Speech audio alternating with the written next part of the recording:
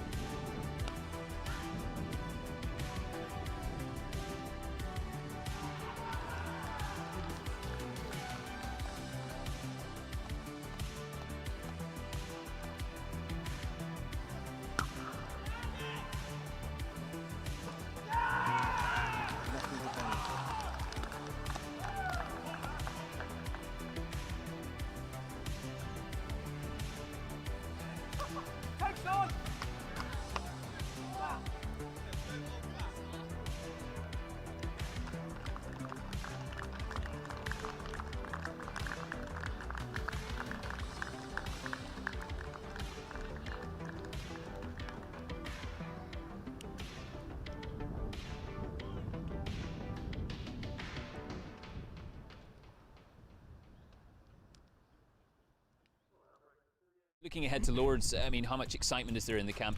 Knowing that you're playing at Lords, I'm sure in itself, of course, is great, but now with that win under your belt. Yeah, massive. Yeah, boys are excited to play at Lords. I think we've got 3 or 4 lads that haven't played at Lords, so obviously they'll be excited. A bit nervous, which would be good, I think. Yeah, excited to watch the Army and the RAF go at it, and then hopefully we can beat the Army at the end to lift the title. What sort of threats do you expect from them? I think Army are a bit of a weird one sometimes. Sometimes they can come out and play really aggressive, and sometimes they just control their tempo really well. Yeah, looking forward to it. Won't take too much into it. We'll have a look at the RAF and the Army game, but at the end of the day, it's a different game, so we'll see how it goes. You're no stranger, of course, to playing at Lords. What are your favourite things about HQ? Everything. Yeah, it's just an honour to play at Lords, home of cricket. Got some family coming up, got some friends coming up, so it'll be a good experience to have with them and hopefully lifting the title with the boys. The Royal Navy captain Finlay Marks there reflecting on their win over the defending champions, the Royal Air Force, on Tuesday at Arundel Cricket Club. So that means that the Royal Air Force now have to face the Army in the first game here, and the senior service will be up against the British Army later on today. All live, of course, here on BFBS. But now, let's get back to our commentary team, Si Hunter, to lead you through the game.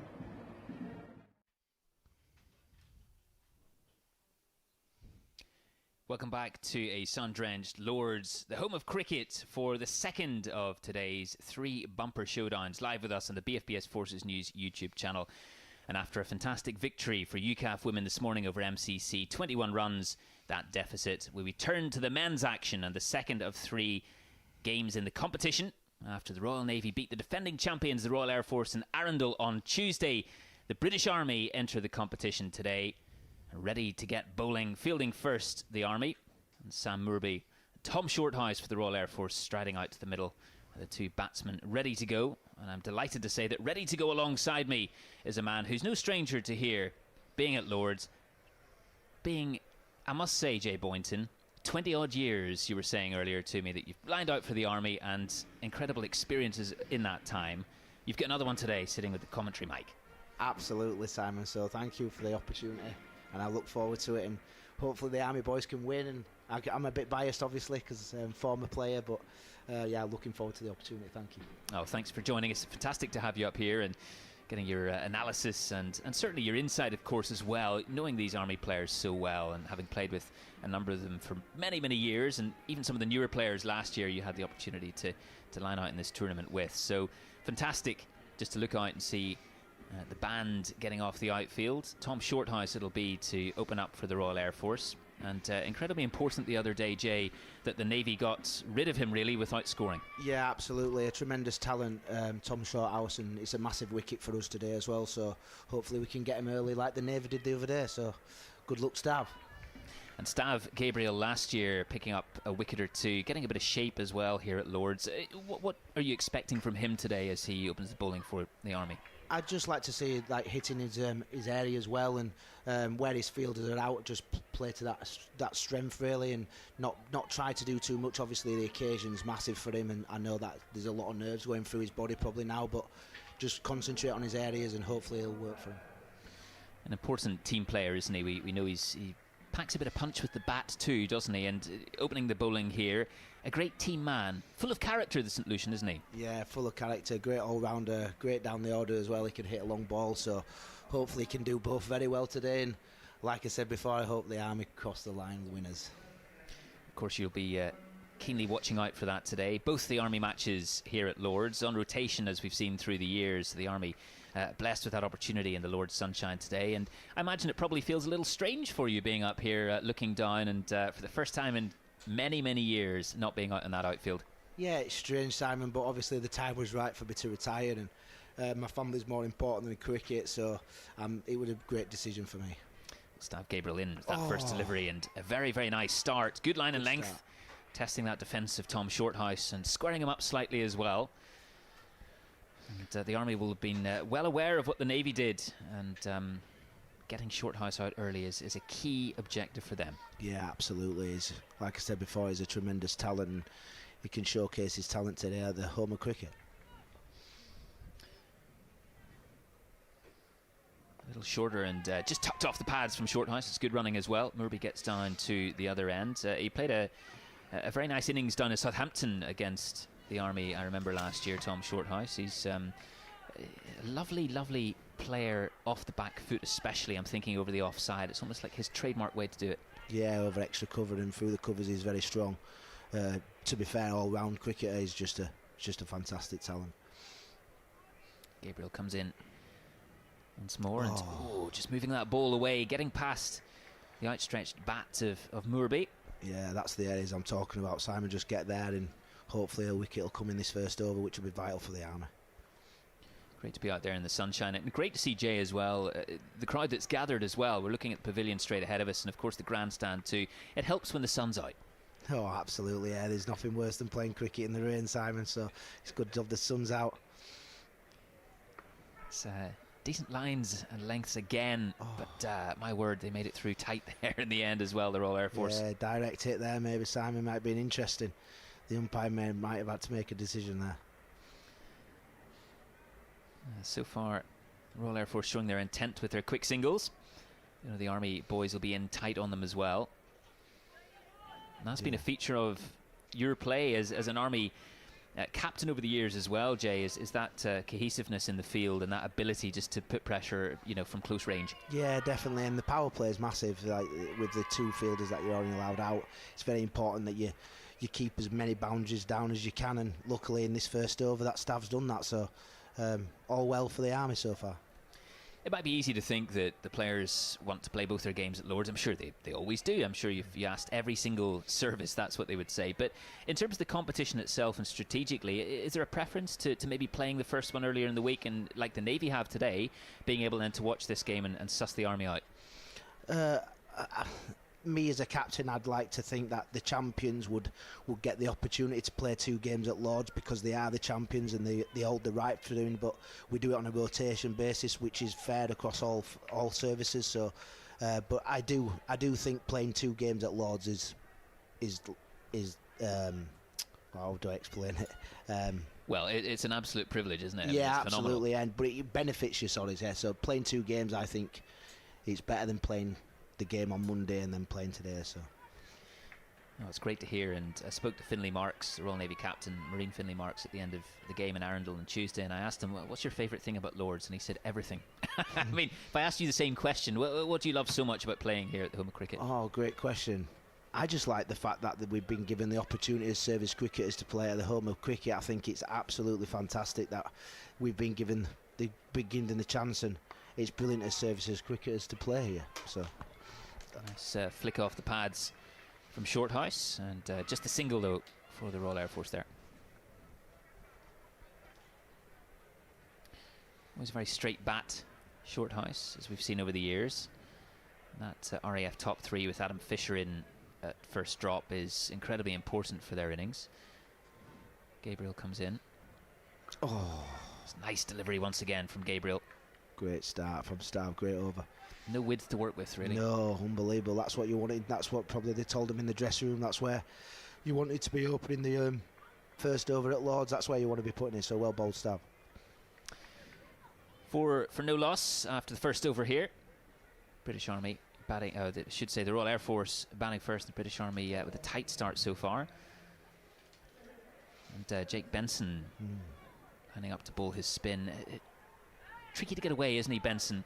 With his height as well, Jay, just making it tricky and tying up the batsman, getting that tight line. Yeah, absolutely. You'd think looking at Jake Benson, he'd be a quick bowler, but obviously he's a spin bowler. But he's honestly, he's a phenomenal talent, and he's been really, really good for me when I was captain, and he's been grateful since he come into the Army. So hopefully he does well today on the big occasion. He was getting plenty of turn that match, the first game of the competition last year. Down at the Aegeus Bowl in Southampton, he was getting quite a bit of bite as well off the wicket, and if he can combine that with his height, my word, he's difficult.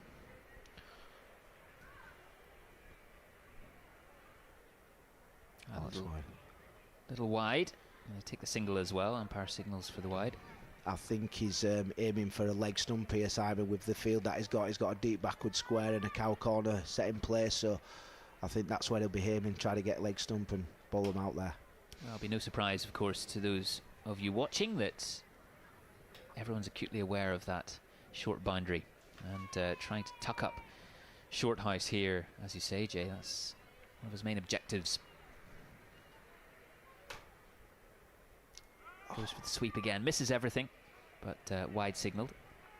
So a bit of a change of field as well now. Simon so long on has gone, and then Cowcorn has stayed in place. Shorter this time. Shorthouse gets the pull away. Just another single. There's no real damage on that scorecard from the Army perspective yet. No, but it's a good start though, Simon. You want no boundaries yet, so the Army will be happy with the start. Once again, little tickled sweep, fine. Oh, and a chance for a run out here, and has he got that, Benson? Oh, it looked very tight indeed, didn't it? It did, Simon. It looked close from here, but obviously we're in the media centre, so we're far away. But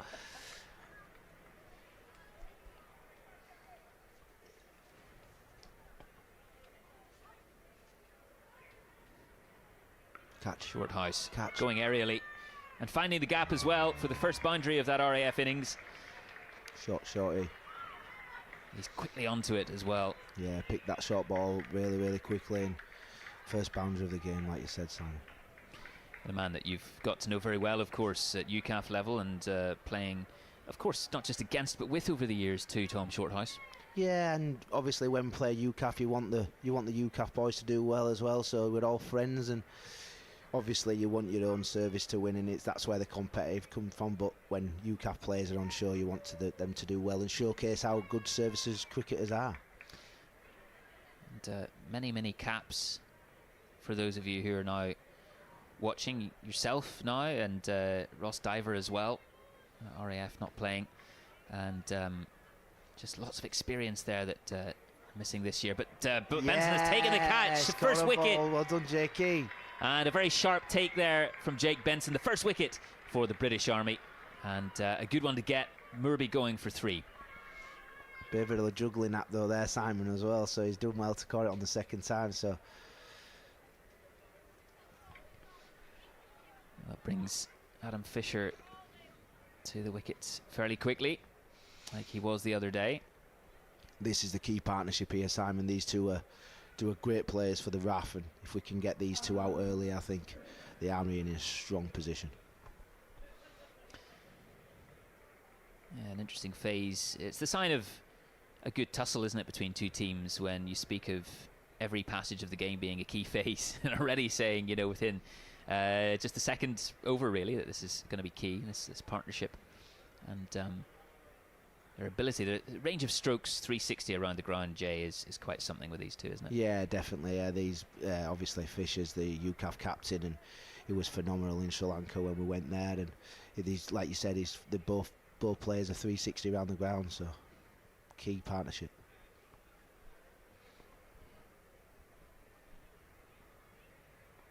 Tight onto his hips there. That's good from Benson. A boundary was scored there by Shorthouse, but 14 for 1 off 2 overs, the Royal Air Force, losing Sam Murby in the process.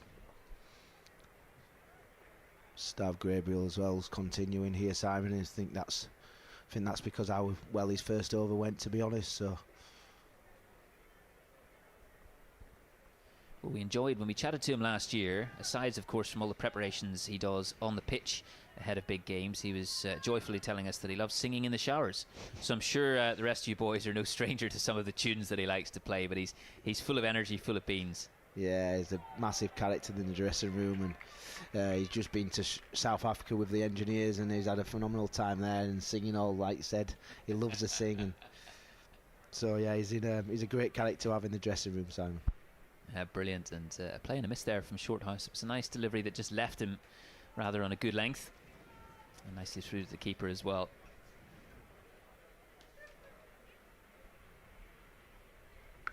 Short and wide, and isn't quite punished because there's a fielder out there, but nevertheless just a run taken.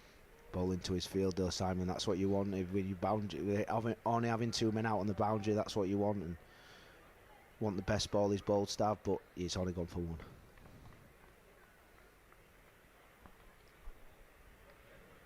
Turns at the top of his mark. Back in goes Gabriel. Short again, and nicely Great flayed shot, through the gully region for 4 runs. Adam Fisher off the mark with a great cut shot for a boundary. He's a good timer of the ball, isn't he? Yeah, fantastic. Yeah, he's got so much time and plays the ball so late if you watch him, Simon. And yeah, he's a great player. As you say, with that field of Gabriels, trying to ensure that they don't give him the opportunity to swing across the leg side too much to the shorter boundary. That's better. It's nice running from the Air Force. Yeah, great running, great cricket. We were looking ahead to this match today and knowing it would be a tight tussle. These two sides have had great battles over the years, haven't they? Yeah, absolutely. And I've had the pleasure of being involved in them, Simon, which has been great. Yeah, many great moments for you over the years, of course, Jay Boynton.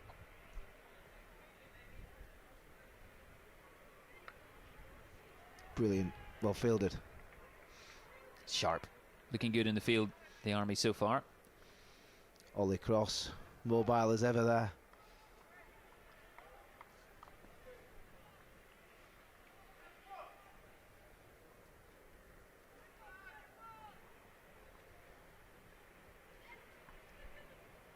Gabriel once more. It's rather full, and an LBW shot there. The umpire not interested. I think going down, he was suggesting, wasn't he? Again, Simon, it looked great for the media set up here, but obviously far away. But thought that could have been out. Yeah, great shot. Just shows the pressure that he's exerting, doesn't it? Gabriel, 21 for 1 off 3 overs. The Royal Air Force. Shorthouse on to 10. And Fisher on 5. Just seen the replay there, Simon. He's going down leg, so good decision by the umpire. Yeah, credit where it's due, eh? I'm Yeah, sure over absolutely. the years there might have been some questionable ones that you wanted to speak to the umpire about. Yeah, absolutely. I've been on the wrong end of a lot of them, Simon. But should we ask the umpire's opinion as well, shall we? yeah, absolutely. Of course we can. But no, absolutely. It's part and parcel of being a cricketer, isn't it? Just taking the rough with the smooth, as they say. Yeah, definitely. Definitely.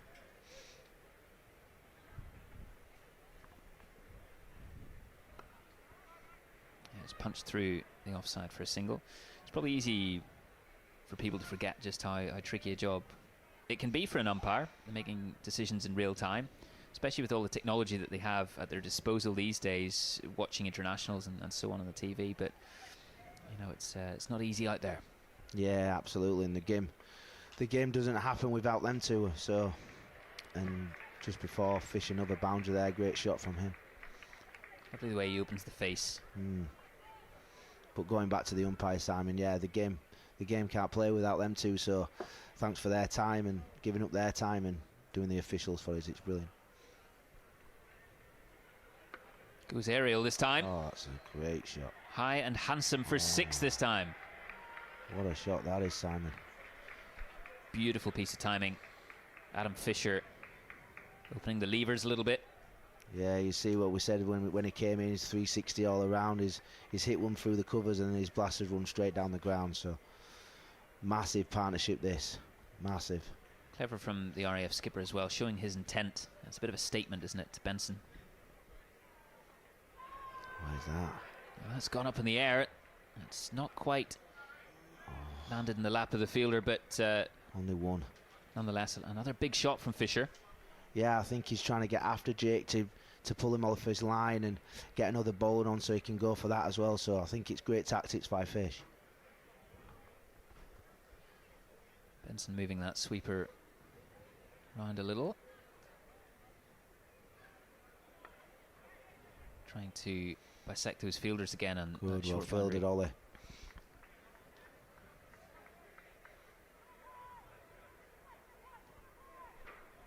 Free hit signalled. No ball.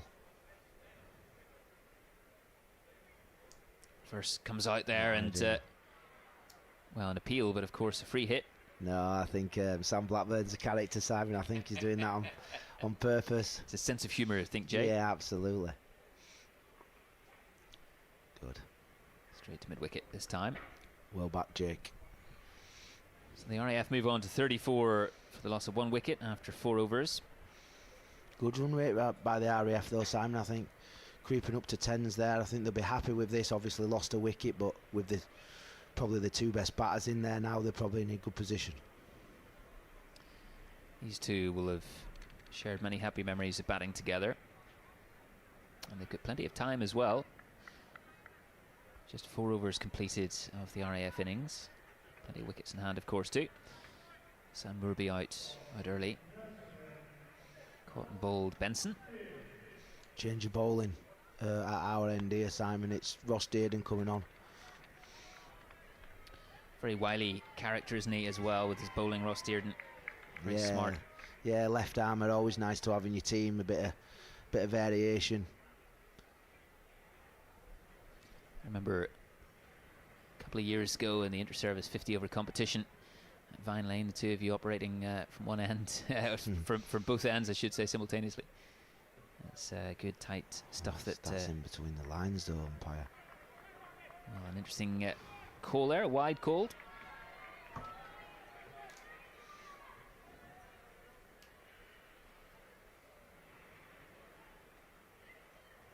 Full toss and hammered through to the boundary rope. I think the key here is, Simon, I think not to try bowl too quick. I think let the pitch do the work for you as a spinner, especially at Lords as well. So I think just slow it down, Ross, and just get your areas straight off the money. It's often a method we see bowlers use to try and disrupt momentum from a batting side that's starting to go through the gears, isn't it? Trying to just slow things down a little bit, especially through the spin. That's knocked out to the sweeper on the offside for a single.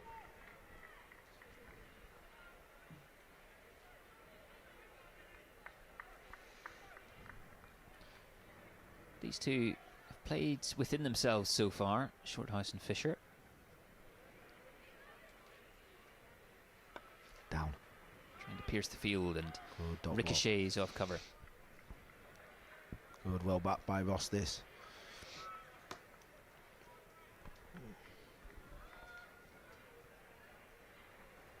Bit shorter and goes to the pool, but just dribbles out onto the leg side. More wicketkeeper theatrics, which is great to see, isn't it? Yeah, absolutely. Like I said before, Sam Blackburn's a massive character in the dressing room. Goes for the shot again and tries to pierce the field. Might not quite have the legs this time to reach the rope. It's got there, Simon. It's got there 4. Another 4. I think the field needs to change here, Simon. I think if he's going to bowl them areas, I think.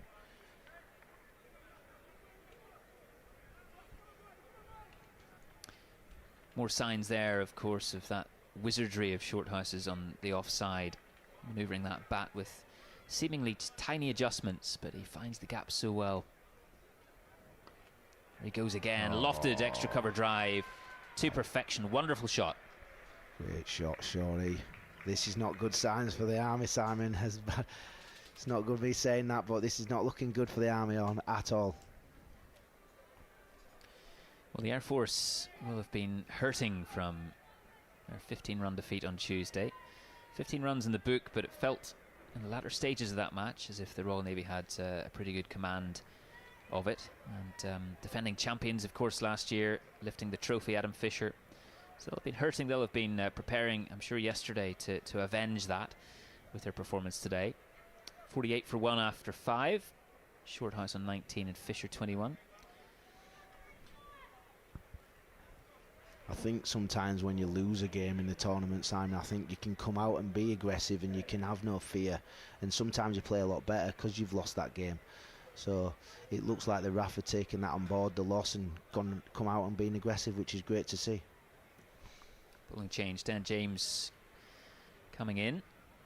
He's been a great servant for the Army over the years, hasn't he? Yeah, he does both and hits the ball very hard as a batter, and hopefully he can do that when in the second innings.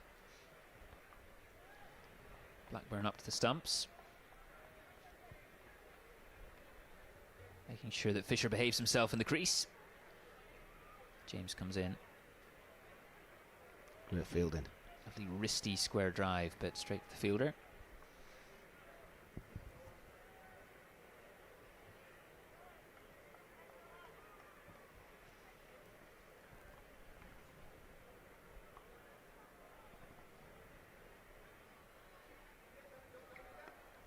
once again, and this time it does find the gap, and 4 runs towards the grandstand.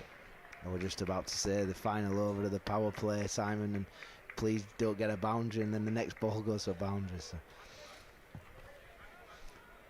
It's almost like the almost commentator's curse then. Yeah, absolutely. I think they'll let you off with that one.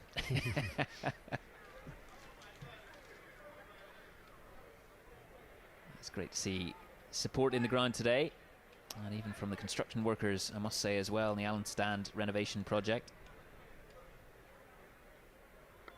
Now that's a shot. Beautiful. Once again from Shorthouse. Just finding it, threading it through the needle there. Lovely, lovely shot.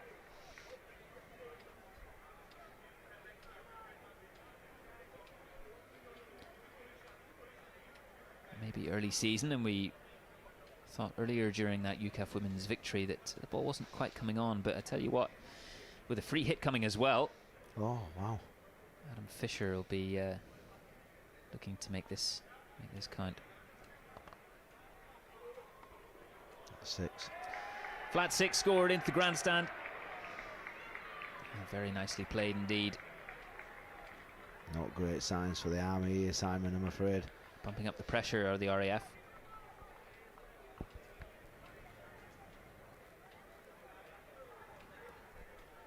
Just swiveled round and opened the bat face, and oh, it's another free hit, Simon, as well.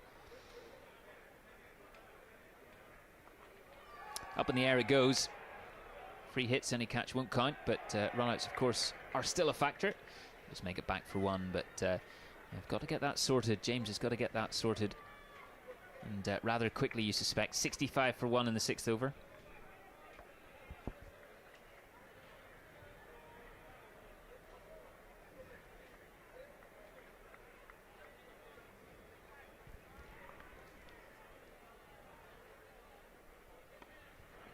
Tighter this time. Fielders come in. Dot ball.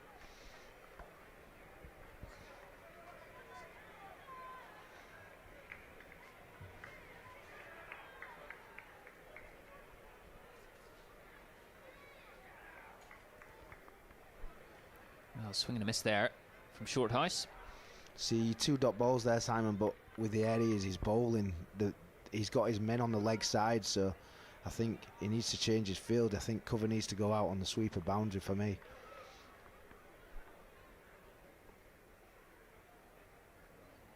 City. Lofted it. And another 6 scored. Fantastic shot. This time from Shorthouse. And despite that offside being absolutely packed with red shirts, Shorthouse just goes over the top and over the rope. See, I knew that would come in just as soon as with the line and length he was bowling. Going for 23 in that over. That's an expensive one. 71 for 1 off 6. Shorthouse 25, Fisher 36. What a great power play, by the way, for the RAF as well, Simon. Just 71 for 1. You'll take that every day of the week in T20.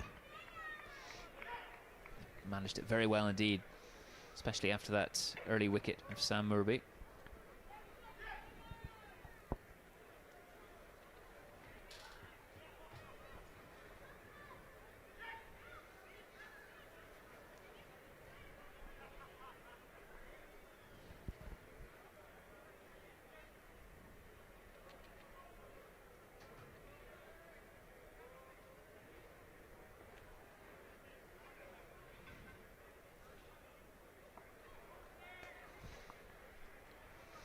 Has punched away for a single. So Ross Dearden stays on. Now after the power play, he can have men on the boundary, so we'll see how the RAF come at us here.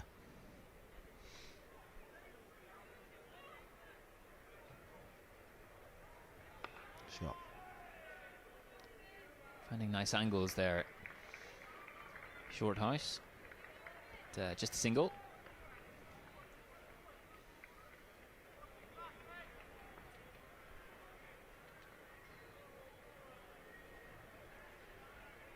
Lovely little reverse paddle there. Up towards the pavilion. Well tracked down as well. They're going for the 3rd. Great running though. Very good running from the Royal Air Force. Very, very good. See, now that with them having such a good power play, Simon, I think they can play risk-free cricket now until 10 overs, and then they can have a bit of fun in the last 10 overs here. Give themselves the license to do so. Looking to push that again. Those first runs always coming through very quickly, and back they go. And they've made it through once more. An excellent run too.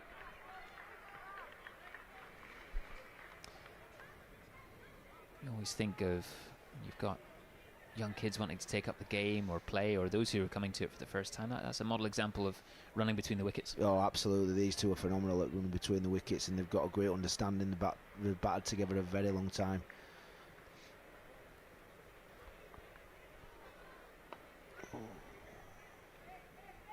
Out to the sweeper this time.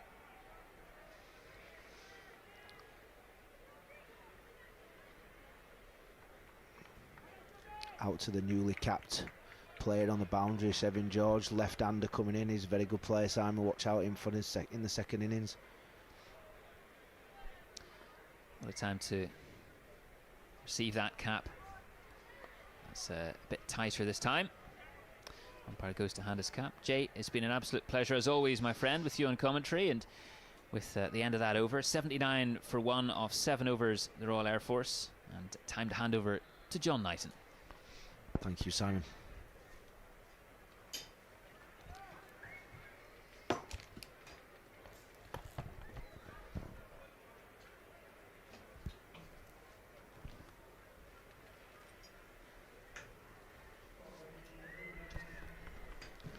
Yeah, thanks very much indeed, Simon. Go and enjoy some lunch, if there's any left.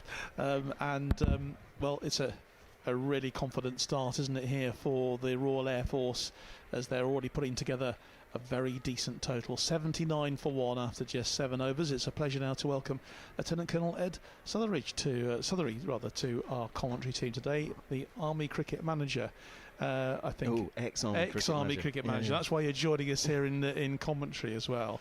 And Richard Isaac also joining us too, as well, to pick us up on the play, as the Army trying to claw themselves back into this game at the moment. Denison Narayan is now bowling, having his first delivery of this. So, just Ed, really from your point of view, it's as Jay Boynton was saying there, it's the RAF have made the absolute most of their power play. Yeah, I mean, it's been incredible power play for them. I mean, 80 for 1, and they're staring down the barrel of a fairly big score. And I think Jay, summed it up quite nicely when he said actually they're giving themselves a really platform to play some risk-free cricket towards the end, which will give them licence to potentially play some big shots and go for a big score. And we always know that Adam Fisher and obviously Tom Shorthouse, they know what they're doing, don't they, when they get bat in hand. Are there things in the Army bowling so far that maybe have not gone to plan from your point of view? I'd argue that losing Pat as we did in the Cambridge game. Sadly he's picked up 3 or 4 stitches in his hand, having got hit of quite a rapid delivery that came off one of the Cambridge uni opening bats in one of the prelim games to this. So we're definitely missing Pat up top in terms of seamers, but I mean you can't take it away from the RF. They are punishing the bad balls. They are once again. There's up in the air, and is that going to be taken? No, he's gone over the ropes in the end. So once again, Tom Shorthouse there, maybe living a little bit dangerously, Richard there, but he's got away with it, and that's another boundary, taking the RAF to 87 for 1. Afternoon, Richard. Lovely to see you. Lovely to see you as well too, Ed, and it's great to be back in the box again. Yeah, Shorthouse had a point to prove after Tuesday when he was knocked over for a 3-ball duck, and he's proving it seems. Yeah, making it very interesting indeed as well.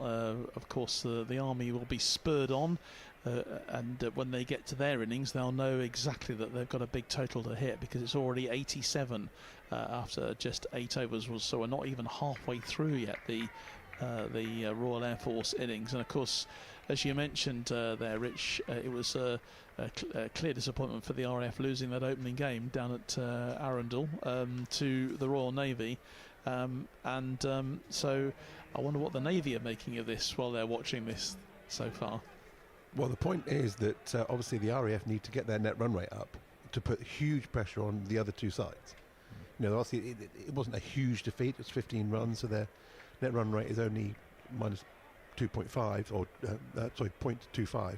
So it's not too bad. But if the Air Force can win this game by a goodly margin, then they're going to put pressure on the other two sides. Otherwise, it's just a straight shootout in the final game. And that's what the RAF have done. They've come out 87 for 1 of 8. You know, they're giving themselves a huge, great big platform. You know, with two top quality players at the crease. Well, Shelvin George coming in then to bowl his first delivery of his spell, and once again it's played out there by Fisher, and they'll take just a run from that one and take them to 88 for 1. And it's good to see some newcomers coming in. I think is this Shelvin's first? It's Chev's first season in the first 11. He really impressed last year in the development 11. I was saying that, and then he pulls a rank wide. But yeah, no, Chev's come through the sort of the army pathway. So he's an infantry by trade. He's been playing for the infantry, scoring runs. Hits a ball very, very hard, and also. Quite a useful medium pacer. That's a better line. That's a better line from him. Good fielding. And good fielding as well. And just limiting the RF to the single there. Yeah, Shelvin George with 5 rifles, and heralds from St Lucia. 4 years in the army, so he's had a good sort of upbringing, if you like, in military cricket so far, and army cricket, developing to get him to here. Bowls again, and Fisher plays that.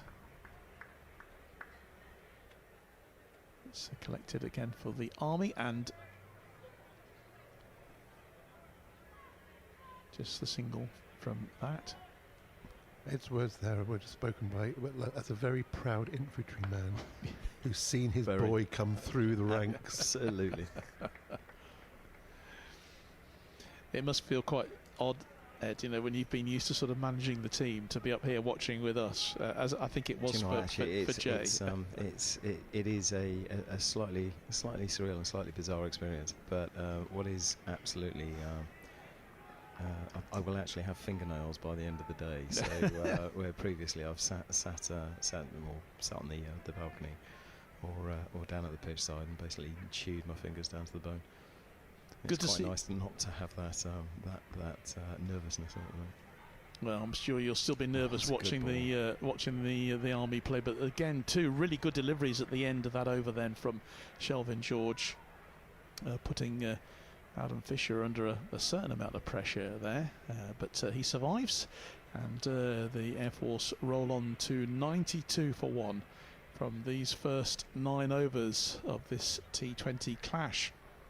Just to remind you, obviously from the first game, which was over at Arundel on Tuesday, the Royal Navy won the toss, electing to bat there. They made 152 for 4 from their 20 overs. Ben Johnson, a very impressive 83 from 47 balls, with Noah McLennan on 35. And despite Adam Fisher's 47 in 72 balls, it was not enough, with the RAF ending their innings on 137 for 9, the Navy winning by 15 runs. But the Navy, or the RAF, have come out all guns blazing in this second match, as you can see. 94 for 1 now, with Shorthouse getting a couple there, and he still faces Narayan, who comes in and bowls. And again, Shorthouse, they'll just take the single. They'll be happy just to take these as and when they can. The bowling has been bang on line length in these last couple of overs. Yeah, just starting to bring it back a bit, which is always useful. It helps now that the power play is completed, and you can put a few extra fielders outside the ring. Just whip that down to leg side. They'll be collected by Shelvin George, who's on fielding duties down there.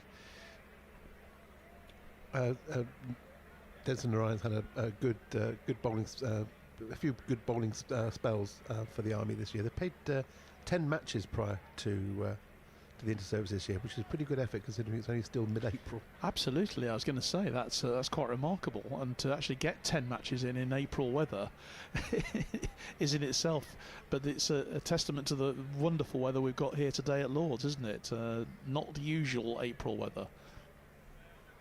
Right, comes in again, clipped away by Shorthouse. I think it's fair to say, though, that the Army's strength is in their batting this year rather than the bowling. Just looking at the stats from the 10 games, all the top 6 or 7 have scored 50s, which is quite some testament to where they're at as a batting side. But I think the bowling has been okay, but I think the strength is definitely in the batting this year. Which we will see, of course, when the Army have their innings. So we are now at the halfway point then in this Royal Air Force innings, 99 for 1. The only man who's gone so far for them is Morbs. Morby went for 3, didn't he? For 3, they were 14 for 1. So they've taken this partnership now, has really taken the Air Force into a very strong position here. 99 for 1. Extras only 8. Again, good. The bowling has been pretty tight from the Army so far, so a lot of it is down to some really good batting from Tom Shorthouse and from Adam Fisher. So once more is George comes in, and Wayward, that is given a wide. Commentator's curse. Yeah, well, thanks for that. Yeah. Jay Boyter was questioning perhaps whether, because that was obviously it's on the offside, but just wide of the crease. So in 2020, you've got to get it accurate. That's a lovely drive, isn't it? Just short of Jake Benson there. I guess there's a good bit of running again. They do run brilliantly well between the wickets. The RAF, that's what really destroyed us last year at the utility. Takes them over 100 with Adam Fisher just a couple short now of his 50. Comes into Shorthouse, and that's another wide. Again, these are just, you can ill afford these. I can just see Ed, you're shaking your head slightly, because you just cannot afford to lose. We saw in the women's game earlier on, the MCC basically lost that match. On extras. Not necessarily just on extras. Some great play from UCAF. I'm not taking anything away from them, but it's better delivery. It was a much better delivery. Length. Yeah, he got it right there. But when you concede 34 runs and basically the best part of 3 overs, you just can't do that in T20. Yeah.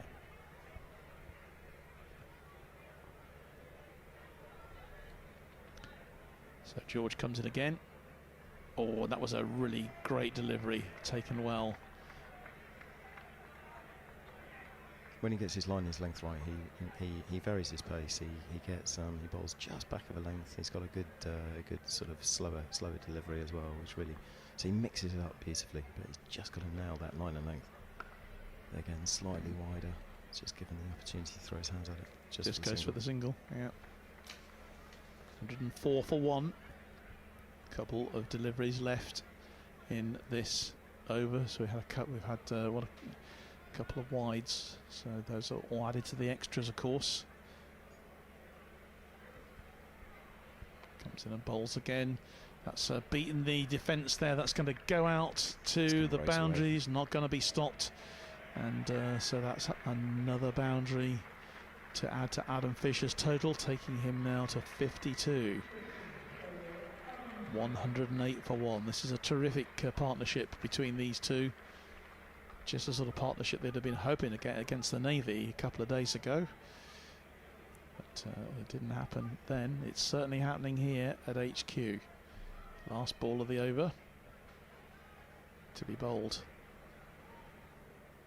by George. Elvin George comes in. That's much better delivery. Good delivery. Yeah. So it was a bit variable, the quality of that bowling, but when he got it right, he got it very right. Just the second 50 for Adam Fisher in IST 20s. He's actually the leading run scorer in the history of the IST 20 tournament.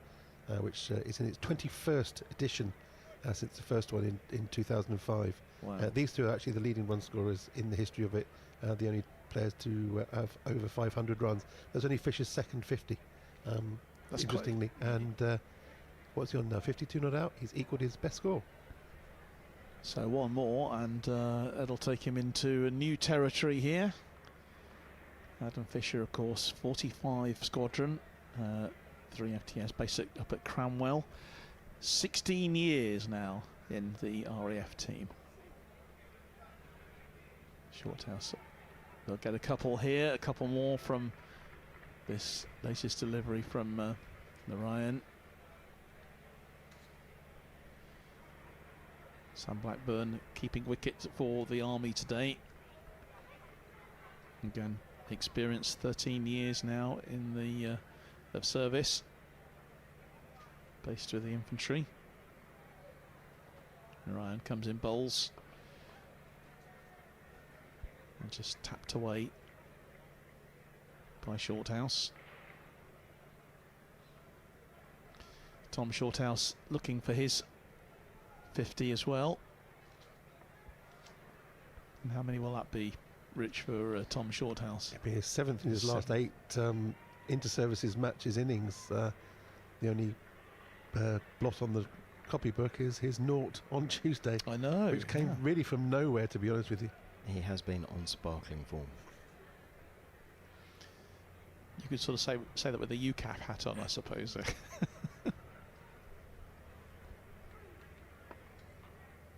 Straight back down the ground, and well collected. Yes, I produced the stats pack, and he got wind of it and came and saw me on Tuesday to say thank you for putting those stats together, but the run had to come at the end at some point. I thought he was going to say please don't include that one. The reverse shot there. I'll come down It's towards. not going to go all the way. It won't go to.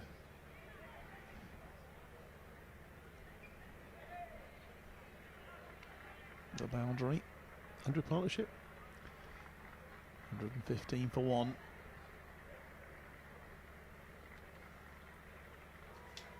Yeah, it's been a terrific performance from these two.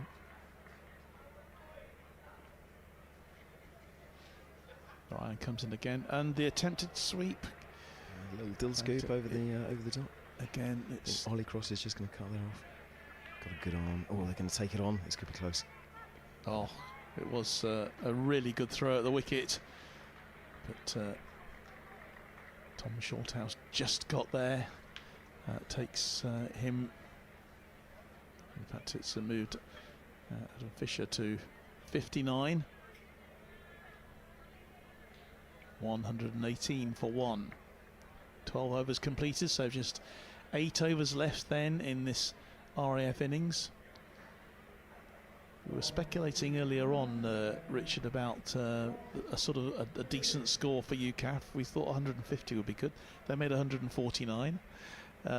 So in this situation now, with 8 overs left and only 1 wicket down, what do you think the RAF will be looking at? 160, 170 perhaps? And even more. go? And higher? more. Higher, dear? Oh, yes. Higher?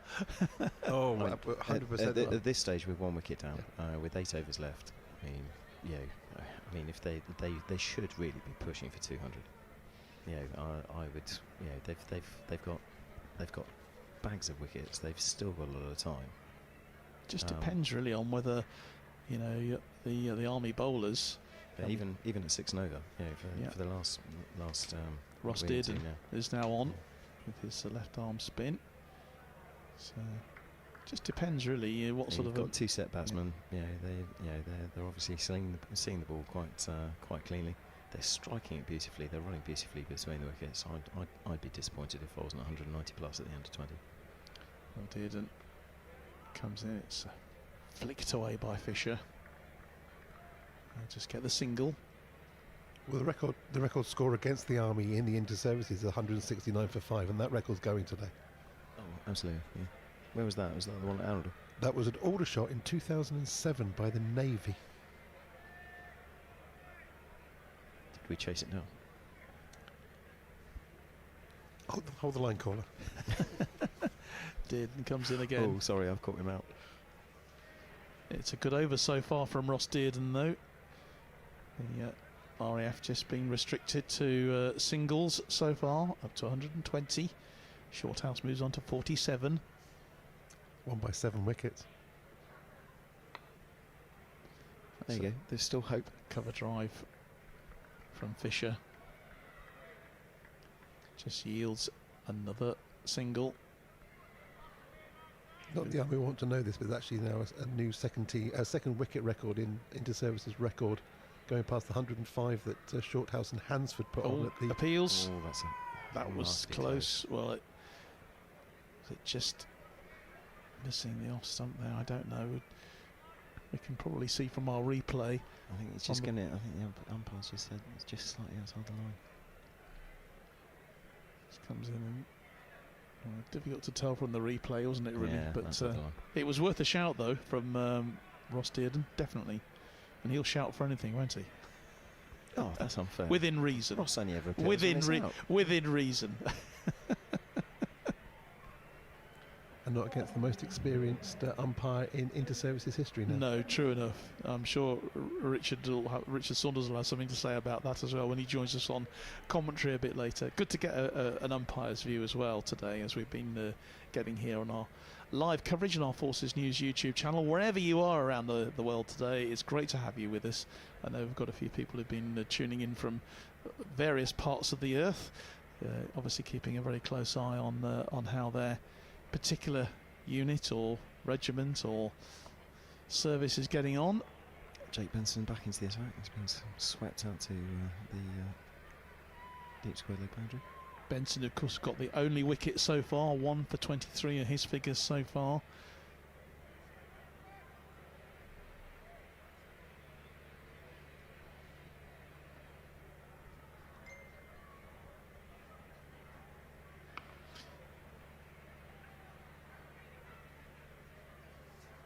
Fisher trying to push it forward. He's on 64 now. The single they get, 124 for 1. Shorthouse just 3 runs short of his half century. Again, pushes it forward. Just content to take the single. It's a phenomenal consistency of Shorthouse. If he does get it to 50, 7 50s and 8 innings in Inter-Services cricket is sublime. Opens his shoulders, that's in the air. Is it going to be taken? It's dropped. Oh my goodness me! And that was it was landing in his hands, didn't it? But Liam Fletcher couldn't hold on to it. So once again, a narrow escape for an RAF batsman. He was following it all the way. Difficult catch, running away, away from him. Over the shoulder as well. But they've got to be taken. Absolutely. That's a massive. Catches, that could have been a win matches. It could have been a massive breakthrough. Goes, and it's it would have been a massive breakthrough. And more importantly, it would have broken up the partnership, which looks very, very set now. The Army really need this partnership broken if they're going to be making inroads. Yeah, we need to get a fresh bow at the wicket, so it puts a bit more pressure on your established batsmen there to try and hit the runs. Well, Adam Shorthouse, Tom Shorthouse rather, who got away with one there, has now moved on to 49. He's just 1 short of his half century in this brilliant partnership for the Air Force here for the second wicket. Benson 1 for 29 and Dearden 0 for 25 so far.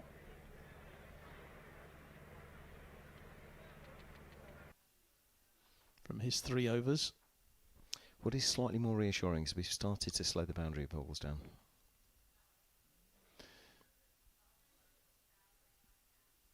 It has been tight.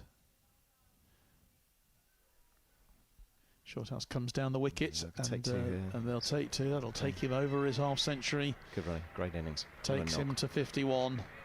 Fantastic knock from him.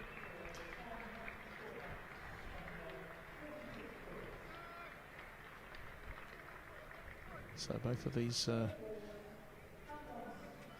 Royal Air Force batters now well past their half centuries. And the reverse sweep, and he's gone. He's bowled him, yeah. Gone through the gate. Yeah, it went right through. He was attempting that reverse sweep, wasn't he?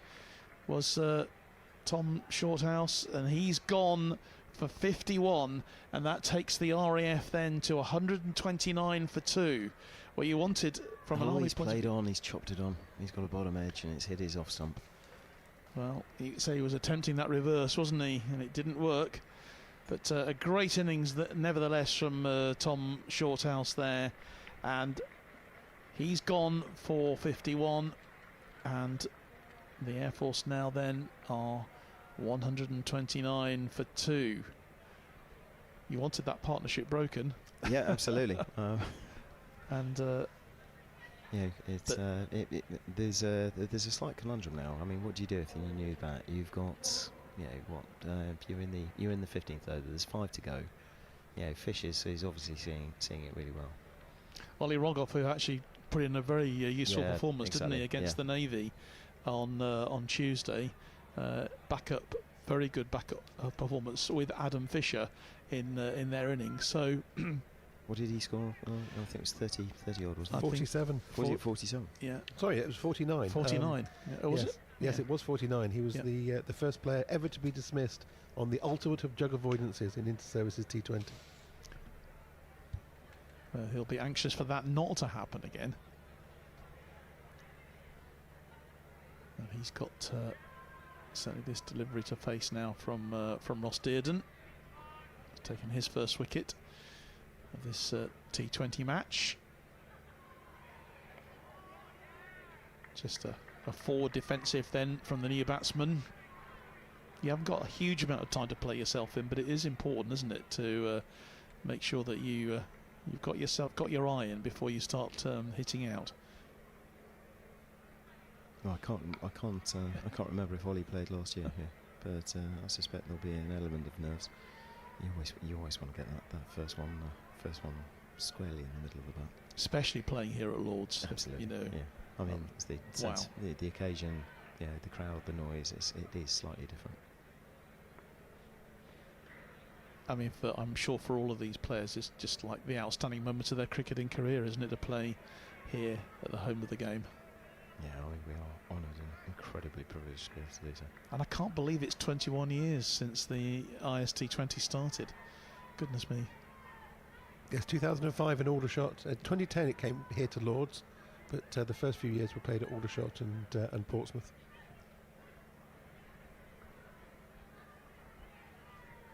Dearden again then comes in, and once again it's a lovely shot from Rogoff there, gets himself off the mark. Was that Adam? Sorry, that was Adam Fisher, wasn't it? Fisher moves on to 71 with that 6 on the short boundary. And he'll now want to move things forward. 136 for 2 after 15 overs. So 5 overs left then of the RAF innings. You reckon they're aiming for 170, 180 maybe, because it was quite tight bowling in those couple of overs before that second wicket. Yeah, there's just some. The bowlers just started to apply a bit more pressure with some decent line leg bowling. Stop that boundary ball, which is critical in the T20 format. Starts to build a little bit of pressure, and then you force a set batsman to make just a slight error. That's just enough. Corporal Denson Narayan from 7 Regiment RLC continuing his spell. Heralds from Grenada. 15 years in the British Army.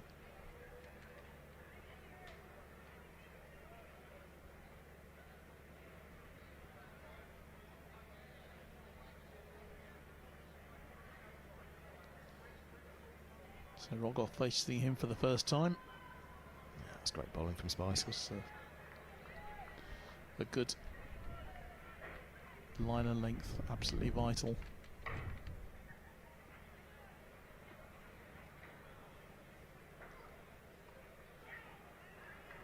Good dot ball.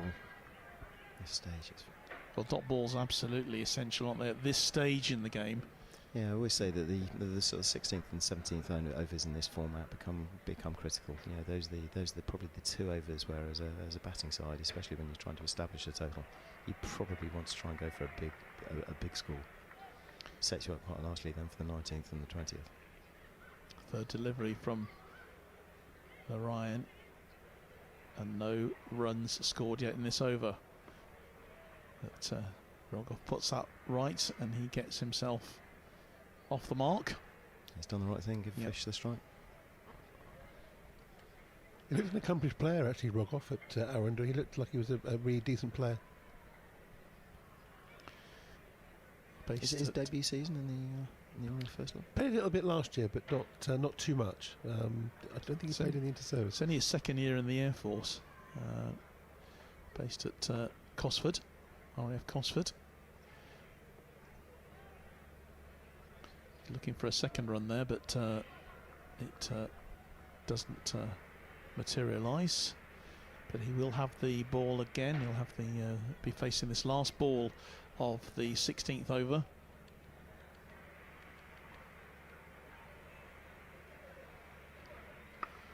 Strikes it up, and that is going for a superb 6. Magnificent shot. And that takes the RAF to 144 for 2. It was a really tight over up till then, wasn't it, from Narayan there, but it was given the treatment by Ollie Rogoff there. He comes from Hereford.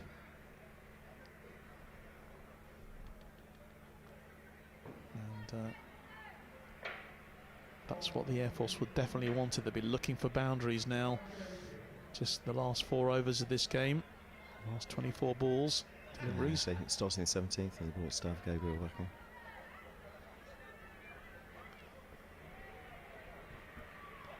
So Gabriel coming in then to continue his spell.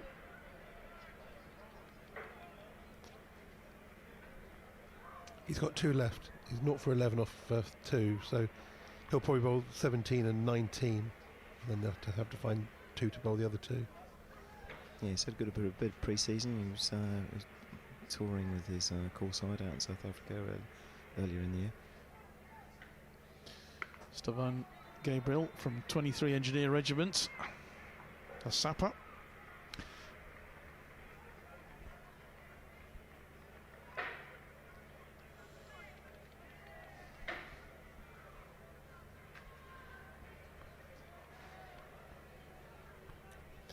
Very shortly we'll be joined in commentary side. We'll be joined by Amanda Potgate, who's had another magnificent day for the Army today and for the UK Armed Forces women's team.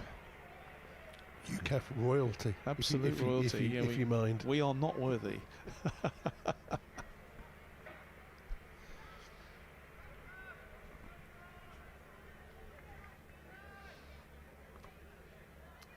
Gabriel then preparing for his 3rd delivery of this 17th over, being faced by Fisher, and Adam Fisher gets that one right away, but it's well fielded on the boundary by Jake Benson,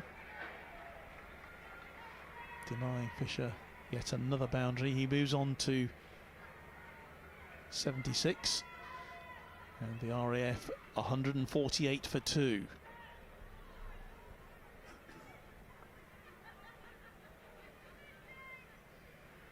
Comes in and bowls.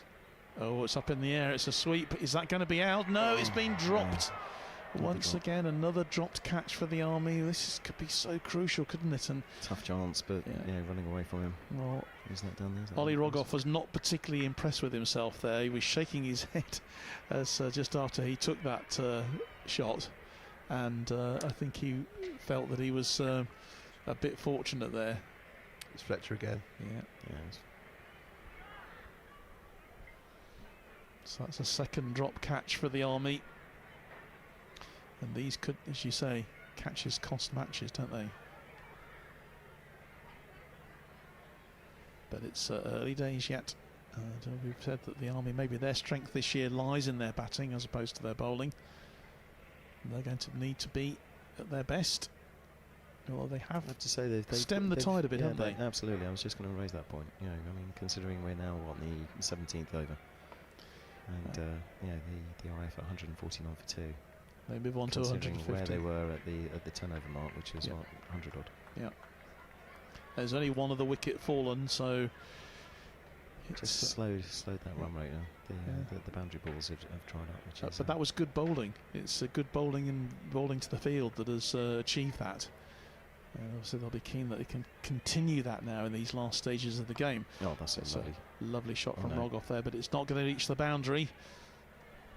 Just the same. Fielder there. Not giving Sam Blackman much to work with, though. By Keddy Lesporus. As a member of the wicket-keeping union, I hate the half volleys.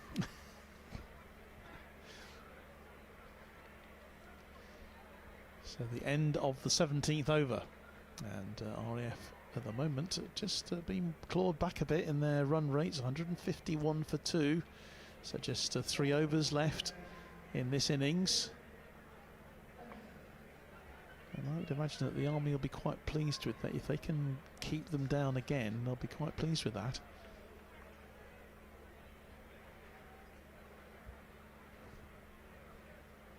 It's going to be Jake Benson to bowl from the pavilion end. He's got one left. He's got one for 29 in his 3. Risky move now, or best way to go? I think best way to go. I mean, they've been punishing some of the wayward medium pace stuff. I think just taking the pace off. Fisher opens his shoulders, and that's gone for 4. And Adam Fisher, he was thinking, well, can we get anywhere near a century here? He's moved on to 82. I was just about to say, did we want to have a sweepstake? There's only been one. Inter-Services T20 100. Storm Green, that was for the Army in 2014 against the Navy here at Lords. Scored 101. 101, 102, yeah. It's been another great innings from Fisher so far. Goes for it again, opens his shoulders, and that is safe. Oh, it's dropped. Again, a very difficult catch though, running forward, not easy.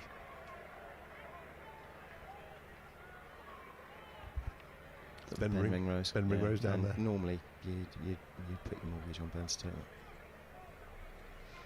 Well, that's a third drop catch then, chance for the Army.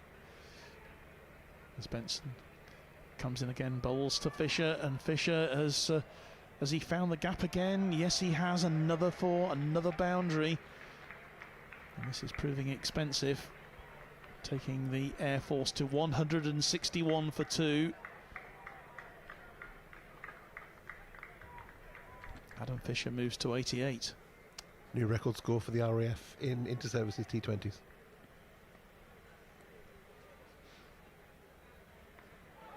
And that's in the air. Surely this is going to be out. And he is finally taken. It's a great knock. Yeah, a fantastic innings from Adam Fisher. 88 for that total. And he finally goes. Caught there.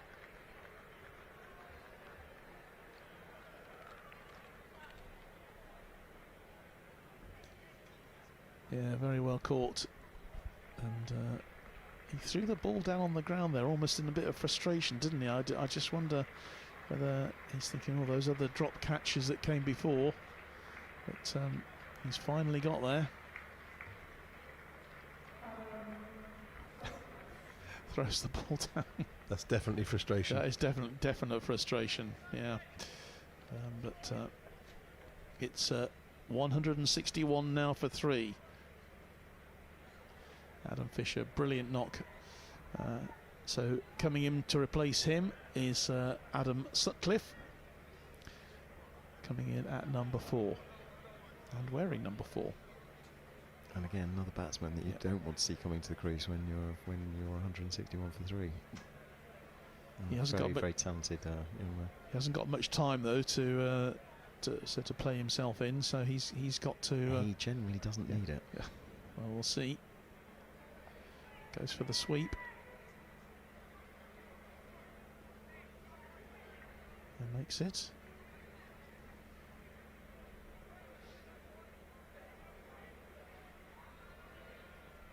In fact, I think he's wearing number 5, isn't he? So these cricketers are as bad as the rugby players at changing their shirt numbers.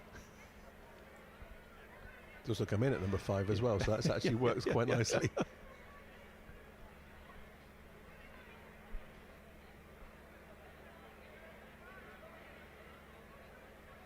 I'll take us through just on commentary here to the end of the RAF innings, and then Simon Hunter will take us through the start of the Army reply in this T20 match.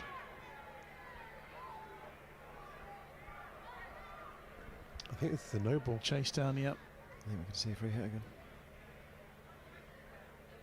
Is he just overstepped? Or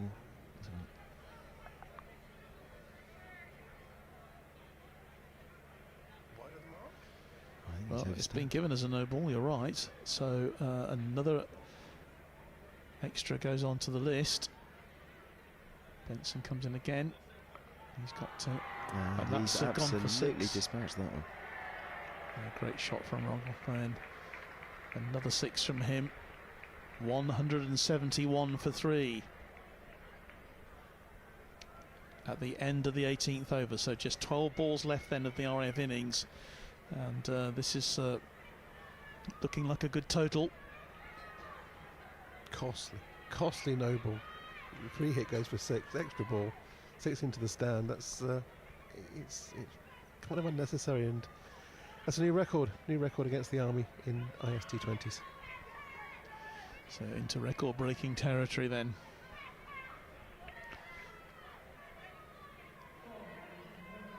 Gabriel is going to have this penultimate over for the Army.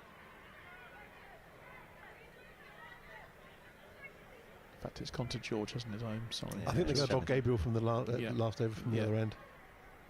Yeah, George is taking this one on. And Chef's just got to get line and length here. New bat. Just shy of a length outside off stump. Make him play.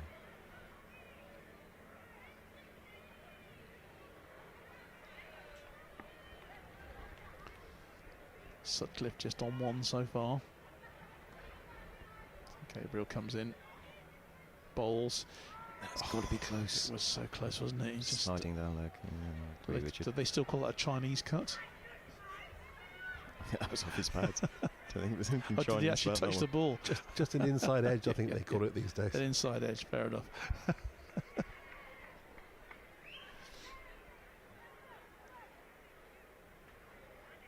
172 for 3.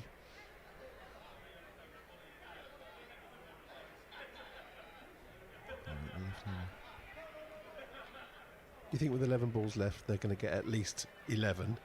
So it's going to take it up to 183. If they don't get to 190, you'd be kind of surprised. Again, they take the single.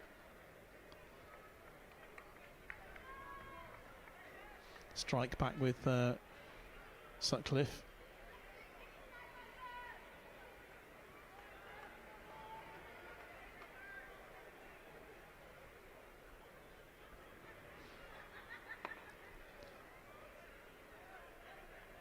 Another single taken.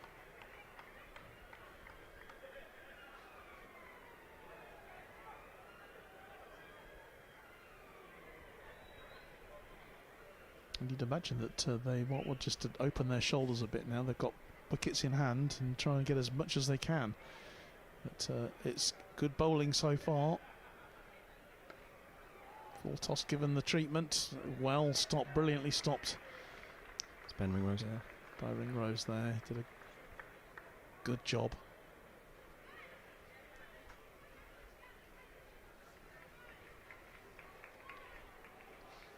Quite happy to see the singles at this stage in the game.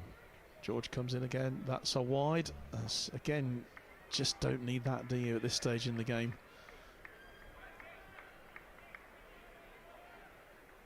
Sutcliffe on 2, Rogoff on 18, 176 for 3. Fantastic innings from Fisher.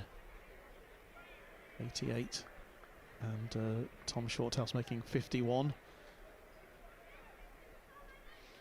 And the power play really set the RAF up here, 71 in those 6 overs. But, they've been restricted a bit more by the Army in these latter overs. That's going to drift away. Not going to be stopped. It's gone now for another 4. See what I'm saying? 4 in the book. Yep. So after 19 overs then, the RAF have moved on to 180 for 3. Just 6 more deliveries to go. And you suggested Rich at 191, didn't you? So we'll see whether they can get this 11 in the final over. Yeah, so this is actually going to be the third highest score ever in an IS T20 match. The other 2 coming in 2015, 2016 at Lords by the RAF against the Navy, who both got over 200. And there's a massive gap between 215 and 178, which is somewhat bizarre. But this is going to slot in third on the list. Well, Gabriel is going to have the last say in terms of the bowling for the Army. Great Gabriel from 2-3 Engineer Regiment, 3rd year in the British Army. As he comes in now, it's and that is finally a great catch from the Army. He's gone. Yeah, I mean, Ross Dearden, I think. It was a brilliant catch from Dearden. So beautifully taken. Rogoff disappears with 18 to his name, and that takes the Air Force to 180 for 4.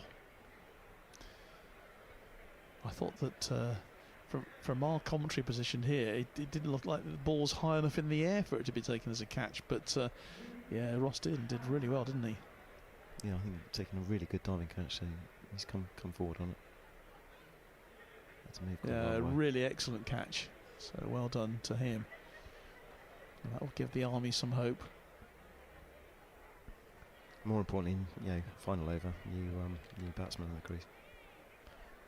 And that new batsman is Luke Hansford,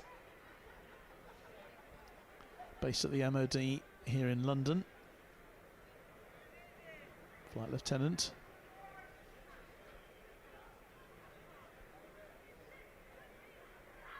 So Gabriel comes in. Hansford clips at it, and he's missed the stumps there, so gets away with it, gets the single.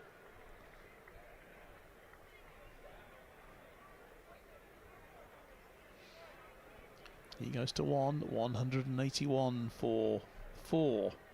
Just 4 deliveries left then of this RAF innings.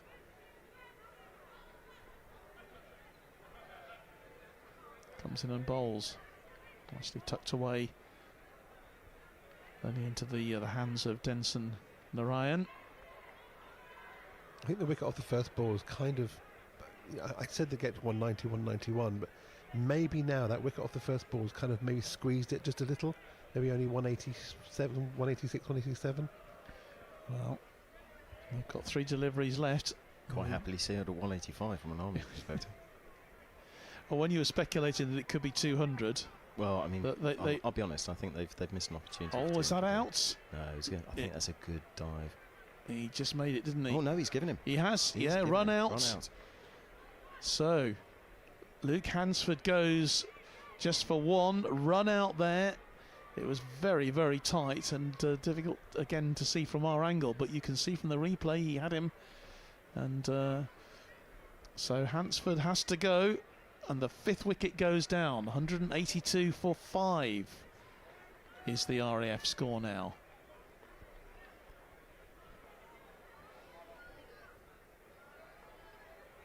He's not happy, I think. I think he felt that he'd made it, but the umpire absolutely correct in his decision.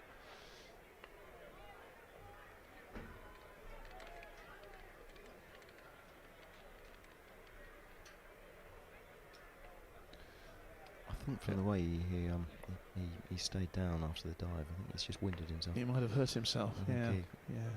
If you look, I think he just catches his elbow. Jars his landing. But it was a great work in the field from the Army, and you know, this score doesn't look quite so disappointing now from an Army point of view as it might have done.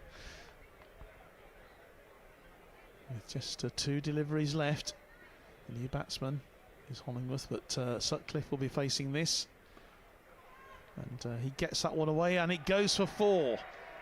Well, that's exactly what Sutcliffe needed there. Adam Sutcliffe takes him to 7. And it takes the Air Force to 187 for 5. That was Hollingsworth on strike because he was the run out was at this end, so the new batter was on strike. So it was Hollingsworth who hit that. It was a good strike, first ball. And this is the last ball, which Hollingsworth faces. Going for 2. They'll go for 2, and that's looks like that was out. Given run out. Single. So just a single. So 188 required by the Army in their innings. Gentlemen, thank you very much indeed. It's been quite an exciting end out to the RAF innings there. Wickets falling all over the place, and the Army giving themselves some hope, I think, Ed. Absolutely, it's all going to depend on the power play, I think, for this next innings. If we get a really strong start with a couple of good partnerships, I think it's well within the capabilities of the top 6. Okay, thank you very much indeed, gentlemen. Richard, thank you for your time once more. Thank you very much indeed. We'll hear from you again a bit later. Over to you again, Si, to take us through then the Army innings. Thank you, John. Well, I'm going to throw down to Kath Brazier, who's pitch side with RAF coach Kieran Pearce.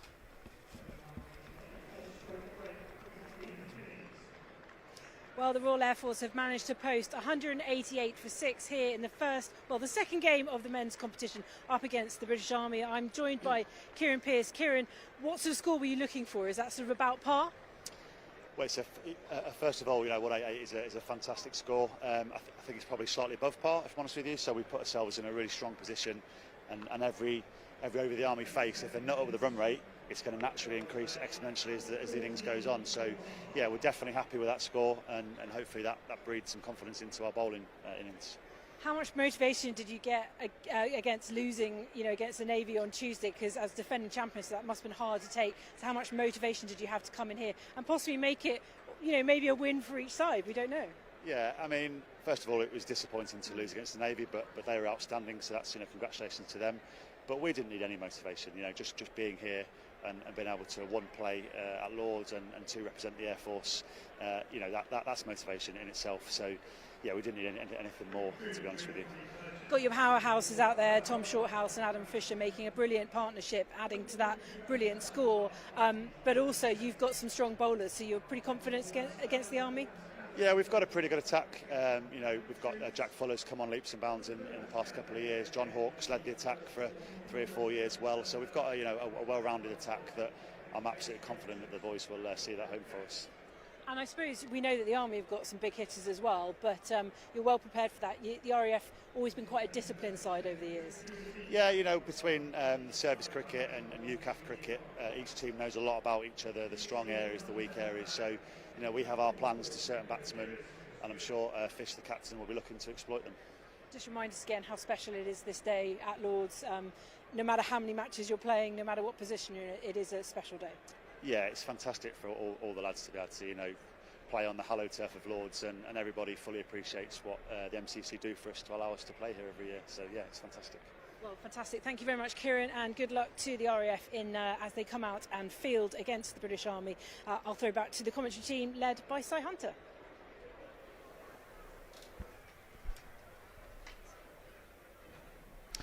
Well, a fairly happy RAF coach Kieran Pearce there at the halfway stage in his first of today's men's matches in the Inter-Services Cricket Championships at home of cricket, of course, Lords, and after a wonderful performance from UCAF women this morning, beating MCC by 21 runs. I'm delighted to say I'm joined by 3 fantastic guests, the first of whom starred in that game. Amanda Potgieter, how are you doing? Good, thank you very much. all fed up and fed and watered again, but definitely not fed up. Well, I'm glad to hear that. Yeah, especially after that innings of yours today. I mean, what was it like to be playing out there? We talked so much at the beginning of today about being here early season, of course those fears of being here in April, right at the start of the season, but the sun's come out, and was it quite nice to bass out there? It was. For a change, we didn't have to wait around to see if we are going to play. This is probably the best weather we've had ever for this fixture, despite it being in April. So, no, it was great to bat out there. It was a bit freezing. It was quite cold this morning, but warmed up really nicely. Track was playing a bit low, quite a bit slow, but once you got into it, it really nice. Didn't do much. Yeah, nice to be out there. The fielding performance as well, I think, typified just how cohesive you seem to be as a UCAF squad. I mean, able to restrict them in the way that you did must have been extremely pleasing for you as a side. Yeah, absolutely. And our opening bowlers in particular, and first change as well. We have a few new faces around, some people who may have not been around for a few years, but there's certainly a lot of talent coming through.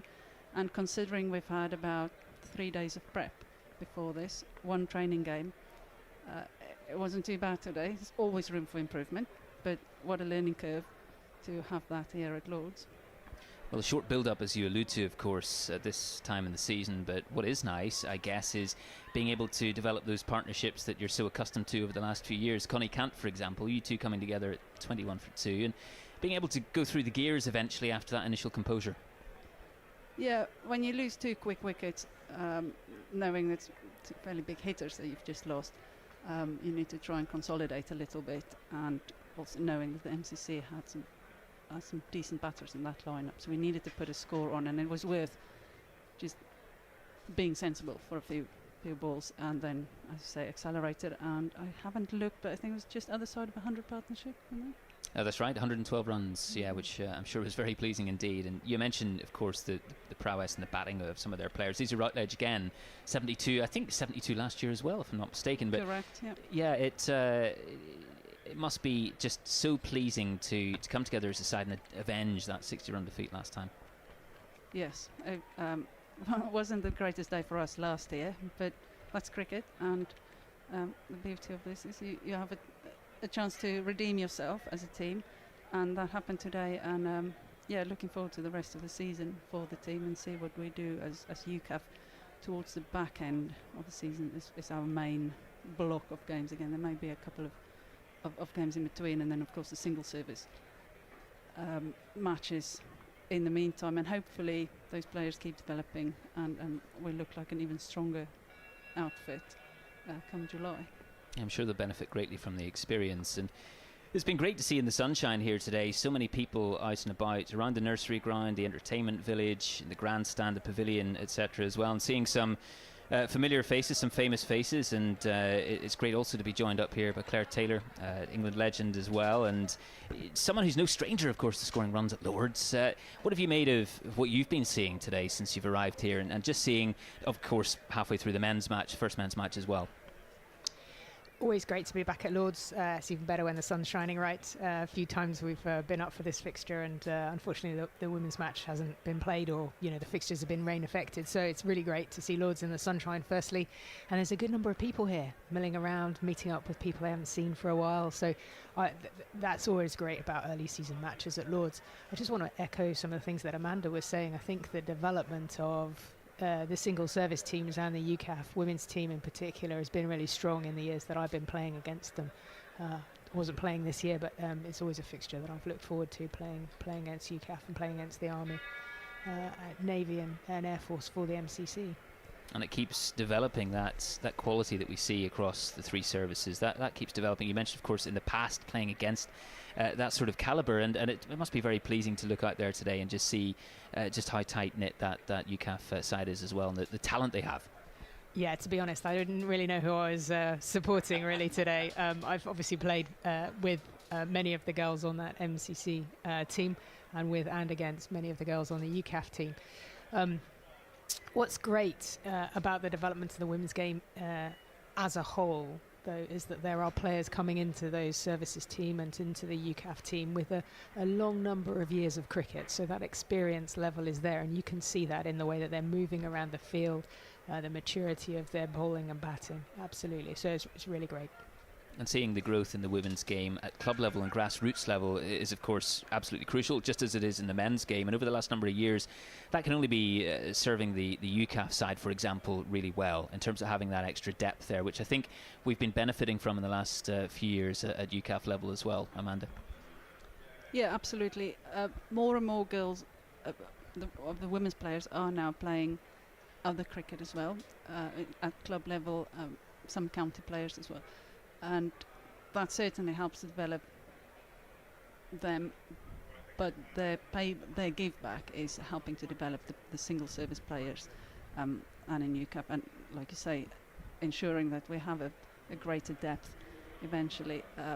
But everyone in forces know that a team is kind of the team's strength is dependent on who's deployed and who's available. Some years we're probably batting heavy, other years we're a bit more bowling heavy, so it's trying to find that balance in that depth of for a particular fixture. And I imagine Danny Warren, Performance Director at Essex Women, those are some sentiments you echo as well with what you're seeing, and maybe some of the challenges that you've had in that role and trying to grow things there too.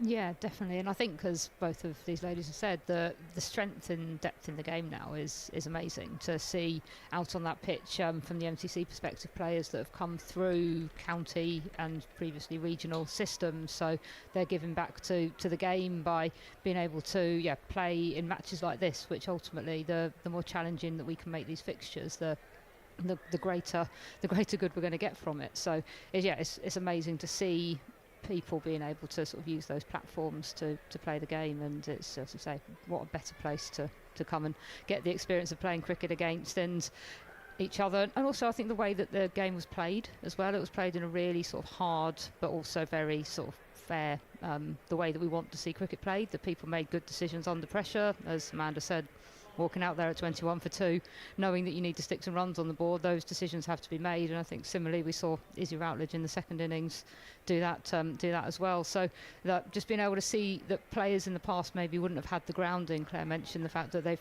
got a number of years behind them coming into fixtures like this. We will have seen, I've played in some fixtures for MCC against the forces, and you would have seen different decisions being made, and you would have seen scores on the board that didn't make it that competitive kind of cricket. So I think that's one of the real positives. It's not just the skills, but it's also the decision making process and the attitude towards matches like this that are really nice to see. And I guess another change over the years has been, of course, the increase in technology and availability of all these games. And I'm sure in your role, I imagine, and correct me if I'm wrong, but I'm sure not only does it make it easier to analyse performance and analyse what some of these players are going to be doing, but also it gives you more of a standing for showing inspirational leaders out there and figures. Definitely, and look, the way that this is being followed and being put on by the BFBS today, so that it is widely available, that you've got some real quality, got commentary, punditry, insight into the game, as the second innings has started here, and we're sat here with the best view in the house to see the Army chase. This is more widely available now, so people are going to start to tune in, see what's going on, and feel like one day actually I'd really like to play in that match. Oh, it's fantastic to hear, and we look forward to getting more of your thoughts as we go in this game as well. Second innings has begun, as you mentioned there, Danny. A target of 189 for the British Army. Royal Air Force having lost that match to the Royal Navy on Tuesday up in Arundel, and have an opportunity here to try and avenge that. Decent chase required, but not off to the best start in bowling terms. Burson's being pinged for a couple of wides, but Lord's bathed in sunshine, and the tantalising prospect of a short boundary as well on the leg side for Denzel James. He's picking up a single on this occasion. Short boundaries has been the undoing of many a great player. Absolutely, Stephen. So talk us through how you would defend a really short boundary on one side. You were bowling from this from the media centre end into that short boundary on the leg side, weren't you, earlier? I was, and not a bad batsman on the other end either, or the pair of them, trying to keep it as full as possible, and ideally a little bit on the offside, but slightly straight at times, and maybe gave Easy a bit too much room on that last ball, putting me in the stands. But that will be the last time, I think. Best laid plans? No, quality batsmen, and the batters are allowed to hit sixes, of course. It's just never nice for a bowler. It's nice to get your maximum today as well. Nice to be up here getting full view of that too. Well batted once again today, Amanda. And good win. It's the first over complete. And the Royal Air Force looking to defend 188. British Army setting about their work. It was great to hear from Jay Boynton earlier, former skipper, a man who's played many seasons for the Army, still playing in the longer formats, 50 over stuff later in the year. But it was great to get his insights and his former teammates. And indeed, the other day, Marine Finlay Marks, the Royal Navy captain, saying the Army are an interesting beast, in his words. He said, sometimes they turn up very aggressively and other times they're very measured in their approach. But here they've got to be pretty proactive. 189 to chase. James and Fletcher in for them. Any left-handers in the Army's top order here? Yes, I think it'll be interesting just to double check their who they've got coming in first drop. But they have in the past benefited from Jay Boynton and Ross Dearden and their left-hand abilities. Dearden usually coming in the middle.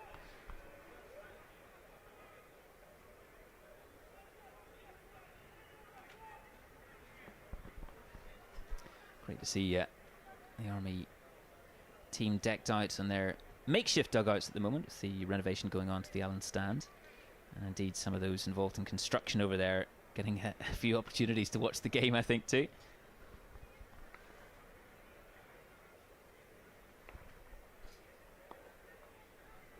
That's John Hawke, ever reliable opening bowler for the Royal Air Force. It's being tucked off the legs there for a couple of runs.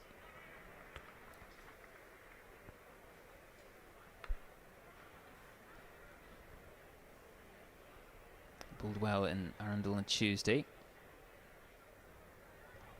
But, Ben Johnson, the Navy skipper, got the better of his bowling.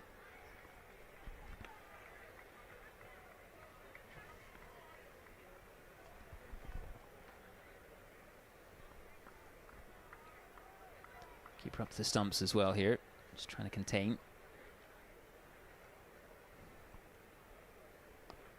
James punching it out towards extra cover. Yeah, that keeper up will make a difference. Medium pace bowler batsmen aren't then able to sort of move down the pitch or give themselves some room to hit it over the offside. So good defensive bowling and fielding setup here. Again from Hawke, and that's a beautiful delivery, clean bowled straight through the gate. Wonderful stuff, tight angles as we saw there from John Hawke. We've become accustomed to seeing over the years, and getting the better of James on that occasion. And a good wicket to get fairly early on. Not what the Army would have wanted, of course, at this stage. Let's hope number 3 is raring to go. For every dot ball or every single in a high chase like this, the run rate creeps up quite significantly. And as the previous commentator said, this power play is really, really important. Need a really good foundation for those middle overs, and then a final few overs chase. It's going to go deep if the Army can stay in it. Kelly Lasporus, the new batsman for the Army. Been first drop for them for the last couple of seasons.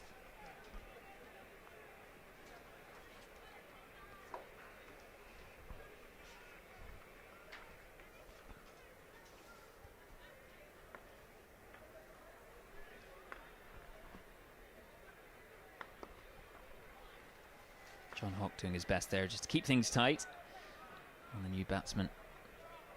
And another over goes by. No pressure exerted by the Royal Air Force.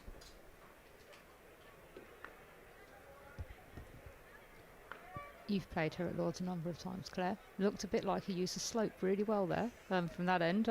What have your experiences been in the insight of? Obviously, it's a place that a number of us mere mortal cricketers don't get to play at very often. So yeah, something that some of these players wouldn't always be ready to deal with.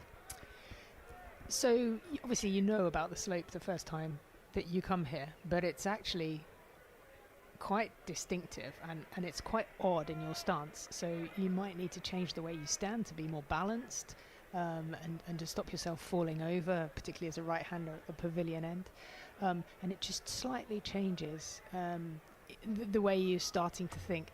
And Amanda's right as well, having the place where the pitch is, having such a short boundary, you're so aware that any opportunity that you possibly can get, so you do start to manufacture things a little bit. It's always great to relax into an innings, get through the first couple of balls here at Lords, because I mean it's the home of cricket, so you want to do well here, but you can't let those nerves get the better of you. It's still a cricket ball, still a bowler, still a ball to hit, right?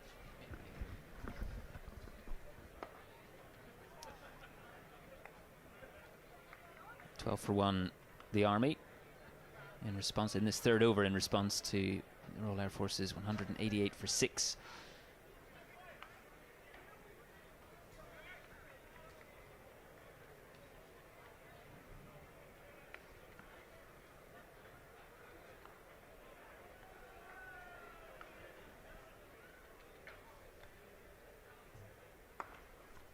Lovely shot through the gap there.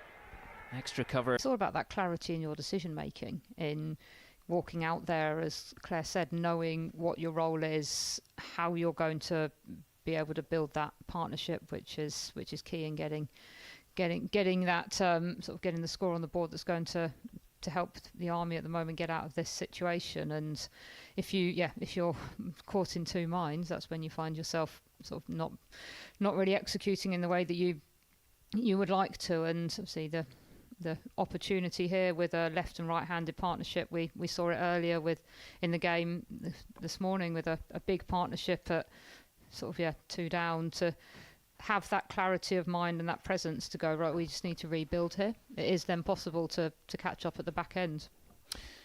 Well, it's great to have your company with us today on the BFBS Forces News live stream. Just dealt with a couple of little technical gremlins there, but great to have you back with us. We do apologise for that brief pause in transmission, but back we come to a beautifully sunny Lords and the home of cricket drenched in sunshine as we watch the Army's attempt to get 189 to try and beat the Royal Air Force. So far, the RAF doing a very, very good job of controlling the rate and keeping the Army under pressure.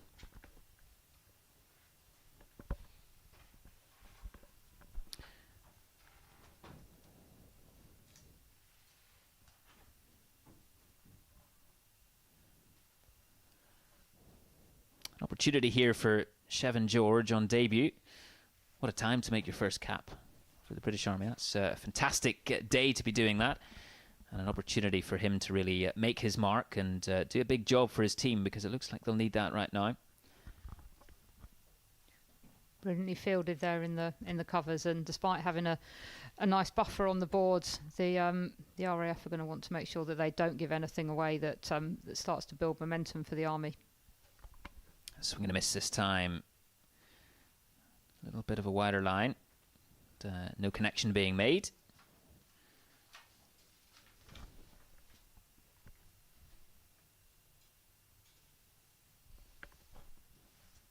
Connecting this time and piercing that gap, but out to the sweeper it goes. Pick up a couple of runs. It's going to be tight here at the end. What does the umpire make of it? I think he's home safely. I looked for a second as if the umpire was raising his finger, but I think he's just pointing to the bails. Getting those stumps reconstructed. They turned a bit slow. Took that first one, probably not as fast enough as they wanted, and maybe realised late there was a 2 on. That was certainly close, and Shevin George had to put the motors, back burners on to get in there. Debut for Shevin George, and of course Liam Fletcher, one of the senior players in the team now. But from what I've heard, he's had quite a good start to this season in the build-up, with the bat in particular. Yeah, that mix of youth and experience, as you mentioned there, it must be a privilege for you, I imagine, Amanda, when you're seeing some of those new caps come through, those new players. Chatting to Pippa Chadwick earlier and asking her about picking your brain, and those senior players in the team really have a duty to marshal the rest through, don't they? Absolutely, because for so long we've been trying to develop players in the team, and then we get young players, and Pippa's from a hockey background, which I'm from as well, as is Claire. Danny hasn't played hockey before, but certainly an advantage, I think, in cricket, and her hand-eye coordination is great. Well, speaking of hand-eye coordination, a lovely flat 6 there, beautifully struck into the grandstand. But yeah, that coordination is incredibly important. Yeah, and she's got a really nice bowling action already. Didn't quite make the 11 today, or the 12, but there's bags of talent around for players to be developed at single service level, and even further with us. And as senior players, it is really encouraging to see that, and especially if they come to you for advice and how to do this, and more so if they take it in, and you can see that at the next competition or the next game. So it's very heartwarming almost, and satisfactory. I love to hear that. It's really great. And well, a wide being signalled there. Harry Hollingsworth into his work, being struck for a flat 6 a sore ago. And, down in the ground, almost Stephen Finn style back in the day. The Army only making 29 for 2 in the power play. Now up to 36 for 2. A lot of work to do to try and hunt down that target of 189 made by set for them by the Royal Air Force. It's fair to say that the Royal Air Force have had the better of both power plays in this game, obviously with the bat and with the ball. Claire, Amanda, what value do you put in the power play? It looks almost like they've come out of it with a bit more freedom as a batting side. So there's pressure on, and there are certain skills for batters who will need to get the ball over or through that ring field, and will need to start manipulating the field in a certain way. And certainly when I was playing for England, I was someone who would come in towards the end of the power play because I could manipulate the ball even with the fielders out, but I wasn't necessarily as strong at striking the ball over the field, over the infield. So yeah, different horses for courses, right? Hopefully now these two are starting to get in a little bit. There is a bit more freedom. There's a few more players out. We've got a short boundary on one side and an absolutely huge boundary on the other side. So there should be plenty of twos around on this on the Allen side of the ground. Flicked off his legs. Hasn't made it out there. It's a wonderful catch taken low on that long boundary. Another wicket falls. Good work from the Royal Air Force, and more trouble for the British Army. That's some very good fielding positioning there from the Royal Air Force. There was so much space out there, and he has picked out the fielder in the deep, unfortunately. It was a very sharp catch as well, which is something that certainly at the back end of the first innings we talked a lot around the chances that went down to the Army fielders, and what we've seen so far in this innings has been very sharp. Ben Johnson on his way to making 83 for the Royal Navy the other day, and Arundel was dropped a couple of times by the RAF, and undoubtedly they'll have been talking about that, of course, in the build-up to this game. And as you mentioned, just looking that bit sharper in the field.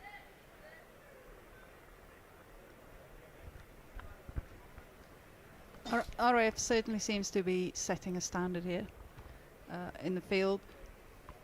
Very sharp.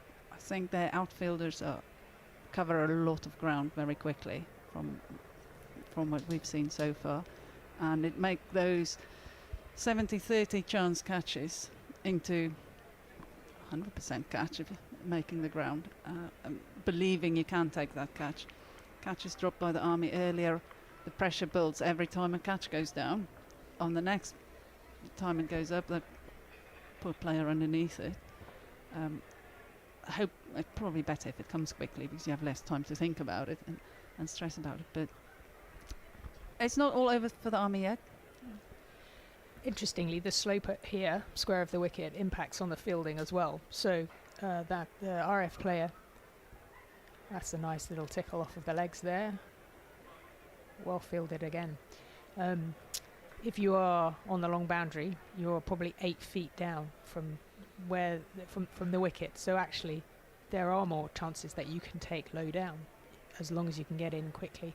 Whereas I think Army fielders sat back a little bit in the first innings and didn't go for a similar chance. It's a quirk we love about this ground, isn't it? The slope and what it means, not just for batting and bowling, but great insight there into what it means for those fielders out in the deep. Of course, people may be transfixed on this short side and taking their attention off the work being done out in the deep. But another quite tight over for the Royal Air Force.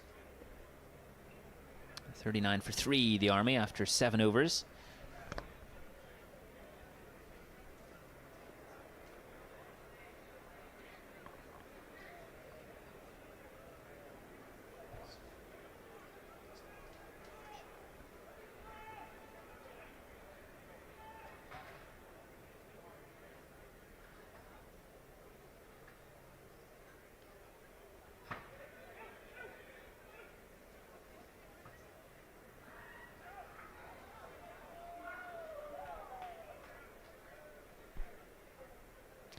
Jack Fuller coming through again. Tried and tested off-spin approach from the RAF man. Good containing bowler, Jack Fuller, over the last few seasons, as well as being able to exploit some of the drier surfaces later in the summer. He's been important for the Royal Air Force at this level in T20 cricket.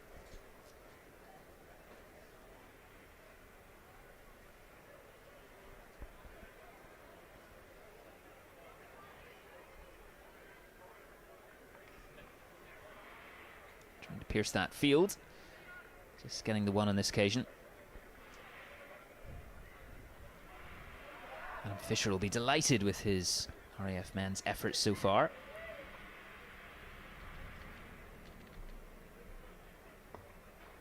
Bit more flight this time from Fuller. Punch down to long off.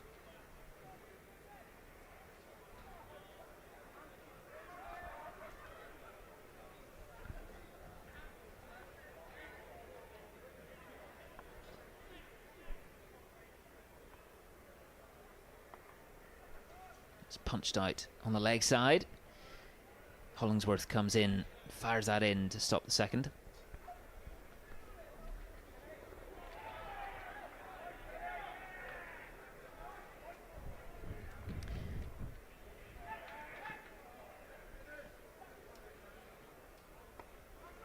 Flayed out towards the boundary and makes it this time. It's getting over the rope. Much needed for the Army. Just a little bit more room there on the offside for the batsman to get the bat through the ball and out to that short offside boundary. Liam Fletcher, incredibly important in this run chase.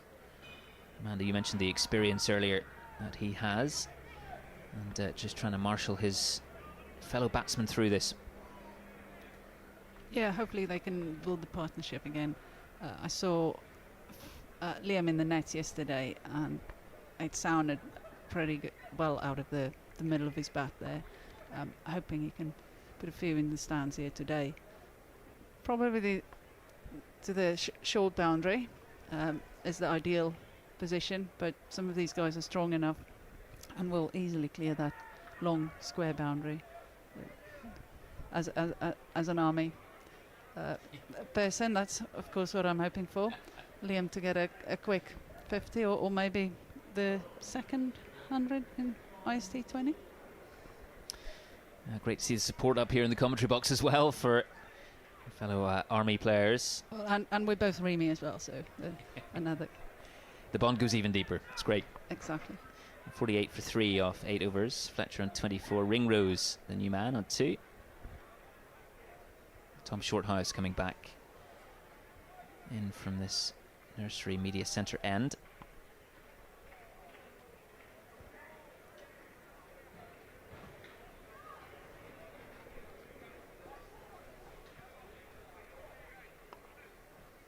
Flicking that out towards the short boundary just for a single.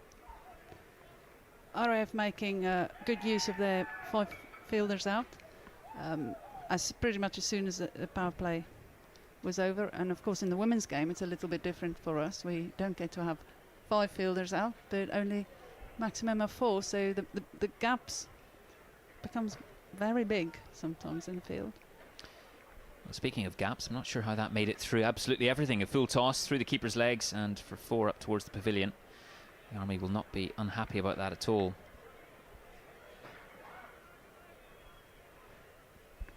Big slog sweep attempted there by Fletcher.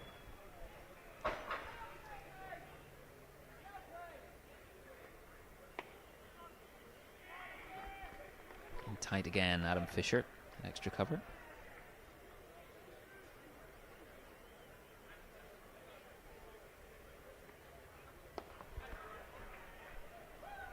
Punch down to long on for a single again. It's good bowling. There's not much margin for error here. Give too much space on that offside, and the slog sweep can come out, drop it a little bit short, and it'll end up in the boxes in the grandstand. So, yeah, nice tight bowling. Another run taken. 189 the target. 55 for 3. 9th over. Nice cut out towards the longer boundary.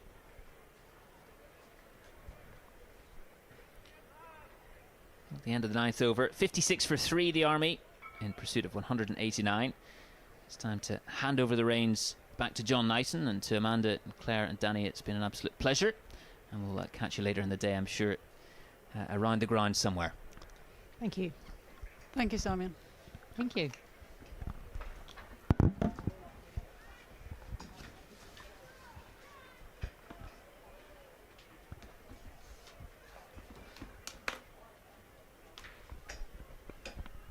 Thanks very much indeed, Simon. So, Army with a bit of a job on their hands at the moment to see if they can rescue this one. And it's been a very good bowling performance so far from the RAF. But there's still an opportunity.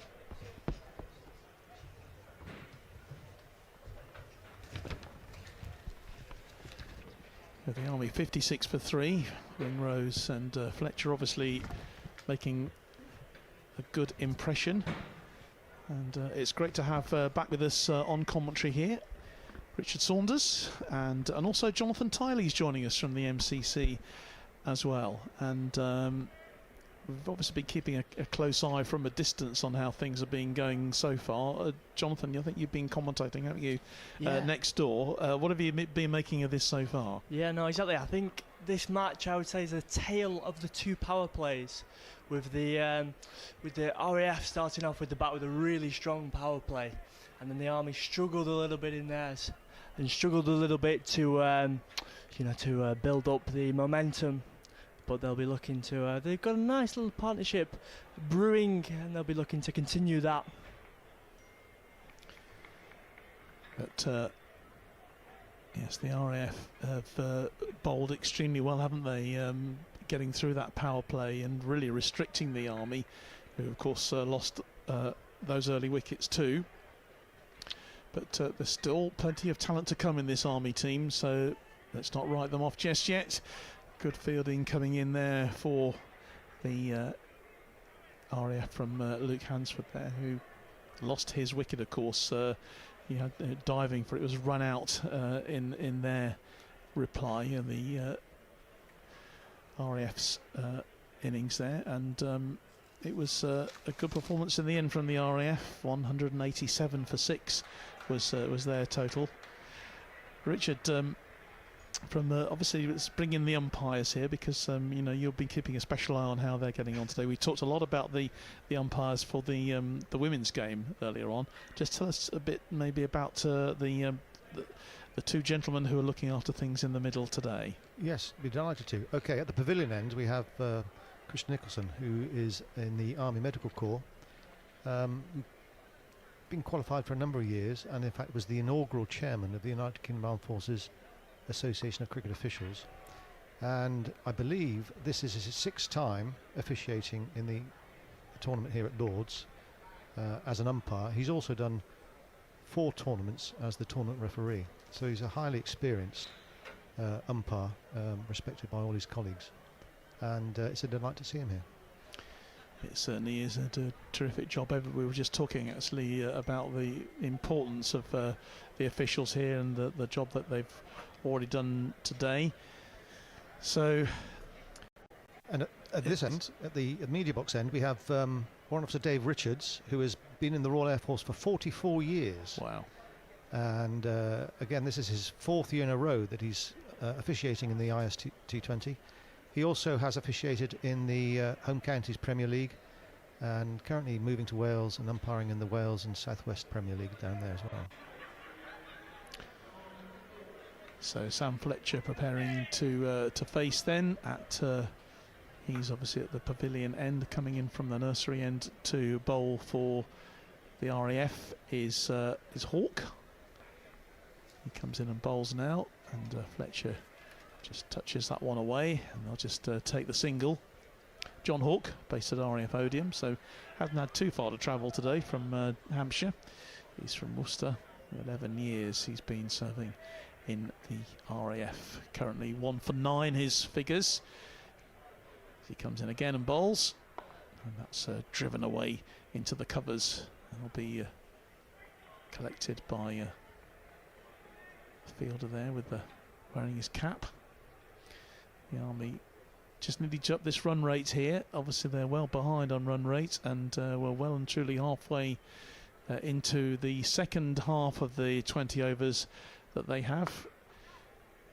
Army trying to open their shoulders here, but what we've seen again so far has been how tight the RAF bowling has been. You mentioned there, Jonathan, obviously in the power play, in those first 6 overs, absolutely vital. But even now, they seem to have a firm grip on this Army batting. Yeah, no, definitely. It's very important with these short boundaries. As we look here, it's the short boundary to the batter's leg side to hide it away from that, just as that ball right on cue was there. And it's very important that the RAF bowlers have been able to do that. The captain will be very pleased, because the field has been set with that in mind, and they have bowlers have obliged and have been well backed up in the field. You feel like that could be also a difference. The fielding from the RAF has been a little bit more blemish-free, maybe, than the Army performance potentially. Well, they certainly needed that, of course, after their defeat by the Navy, and again with the Army maybe a little bit underperforming at the moment. The Royal Navy might be sensing their chance of claiming back a title here today, but still lots of cricket to be played before we can get to that stage later on in this afternoon. 69 for 3 is the current Army score. I'll say they're chasing 188 to win this T20 match, with Fletcher on 33. Ringrose facing now this delivery. It's skied in the air, and I think it's going to be safe. Is it going to go for 4? I don't think it's going to be stopped. And so that is the sort of boundaries that the Army are going to need. Ringrose moves on to 13, and the Army move on to 73 for 3. Difficult situation, really, Richard, for the Army here, isn't it? Because what do? They've obviously still got wickets in hand, but they've got to make sure that they don't sort of just go all guns blazing and suddenly find themselves running out of wickets. Absolutely, don't take risks, keep looking for the singles. Important to keep the scoreboard ticking over, and as I said previously, when the bad ball comes along, as one will, try and dispatch it to the boundary. I mean, they've got 9 overs left to turn this one around, and if they were to lose this, then it would set us up, of course, for the Royal Navy, as we say, but it could also set us up for interesting statistical working out about who's going to win this today. If the Army produce obviously a fight back against the Navy, which of course they will do, because anything between Army and Navy is always going to be highly competitive. Chances are for a run out, but it's safely back into his crease for Fletcher there. And he will, Liam Fletcher, he moves on then to 35. Ringrose on 13. The Army 75 for 3. It's Berzins who's bowling now. 0 for 16 so far, his figures. And Hawke, as I say, 1 for 17. So Holdsworth doing the fielding there. I think Fletcher is a crucial man in this innings. If he were to be out, more pressure on the Army. As long as Fletcher stays there, playing what I would call a boycott innings, try and carry his bat, then that improves their chances. It does. But they've got to start upping the run rate as well. They're still, 110, 111 short. So they've... what am I talking about? Sorry. Still 107 short, aren't they? So they've still got to carry on making inroads here if they can. But this RAF bowling has been pretty tight so far. Yeah, not many extras, which is good. No, they've done well. I'm just seeing what I can see in terms of the extras, but the stats are a bit confusing in front of me at the moment. So we'll just stick with what we've got on the scoreboard here, which we can't see. 79 for 3 though is the score that matters. It's moved up to 80 for 3 now. Fletcher on 36 and Ringrose on 14. The 5th ball then of Berzins over. Just played forward by Fletcher. Get another single. Just to keep this moving. Major Ben Ringrose from the RAMS based in Salisbury, Royal Army Medical Service. Takes another shot and it will be recovered. End of the over. With the Air Force still just feeling they're in a strong position. The run rate now has moved up to 13.4, which is a big ask, isn't it, even at this stage in the competition? That is a big ask. But the Army still have some very competent and very experienced batters to come in, so 1 or 2 loose overs, the whole thing could change. And that's the beauty of, that's the fun of T20 cricket, of course, that it can change so quickly. We had some members of the UCAF women's team earlier on, and they were just saying how they absolutely love this format because it can change so quickly. But at the moment, the Air Force have definitely got a stranglehold on this. Tom Shorthouse, who's already had a very good day with the bat, is on now to bowl. He's got great figures already of 1 for 5 so far. And he will want to continue that with his spin. Yeah. Oh, and a claim. And he's out. So another disaster, and it's Fletcher who has gone. He was a crucial figure for the Army, but he's gone for 37, and that is a massive, massive wicket for the RAF. Yep. Shame. I'm afraid I was looking down at the time, so I didn't actually see. Was he LBW? LBW. Yeah, it was a shout from the bowler there, from Tom Shorthouse. Gets his 2nd wicket. So the crucial wicket of Liam Fletcher has gone, and well, I wonder whether with it has gone a lot of opportunities for the Army here, because obviously they're running out of, certainly running out of overs. But no, that is an important, massive wicket for the RAF here, as they aim to win this one down against the Army.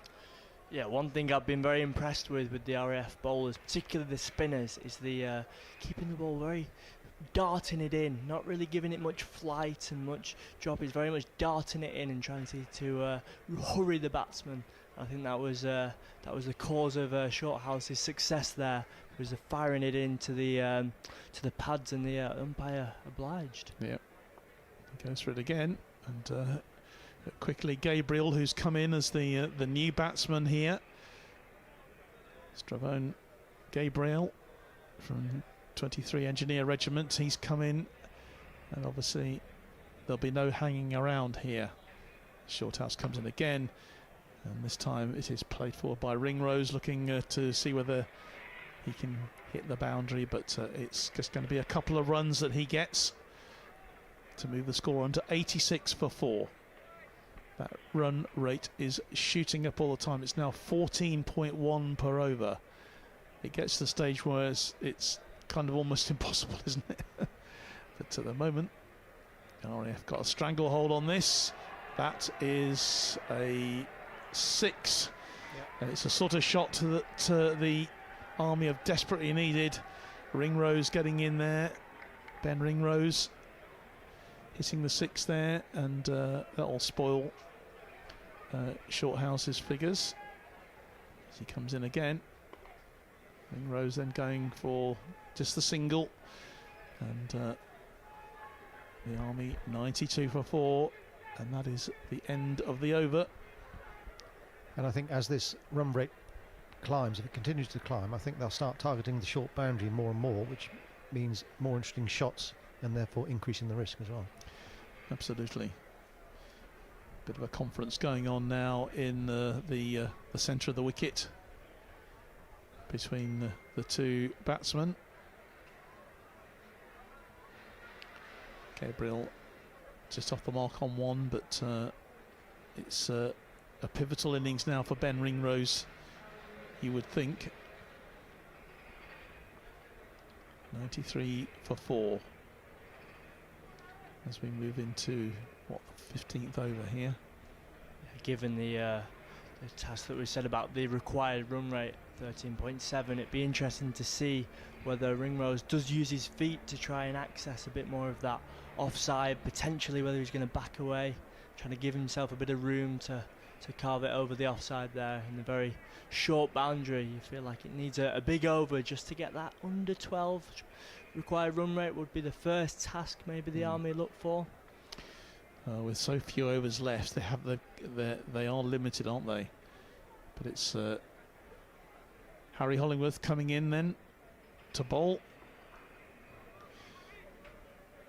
Just played off into the offside there, and retrieved by Jack Fuller.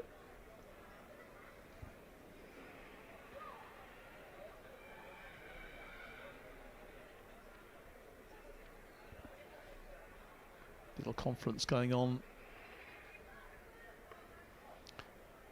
at the pavilion end as Hollingsworth prepares to come in. His figures 1 for 8 at the moment. Comes in again and bowls. Gabriel skies it, and it's going to be collected short of that boundary. All the way back to wicket keeper.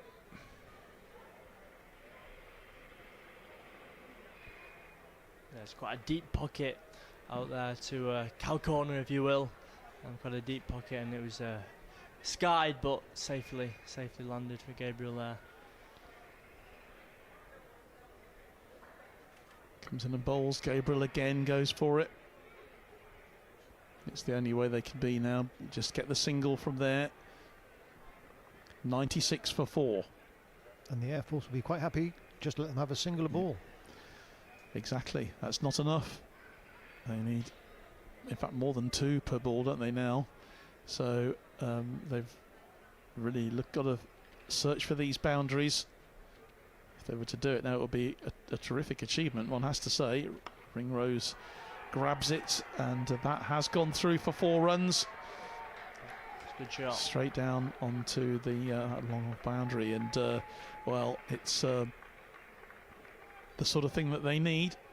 Yeah, gave himself a bit of room there, used his feet to access. You can very much see what Hollingworth is trying to do, trying to tuck him up for room, aim for those pads, but he just gave himself room to access the long on area there, which is vacant. Yeah, Ben Ringrose again doing well. They're going to come back for the second. 101 becomes 103 for 4. And Ben Ringrose moves on to 31, not out. Gabriel on 4. I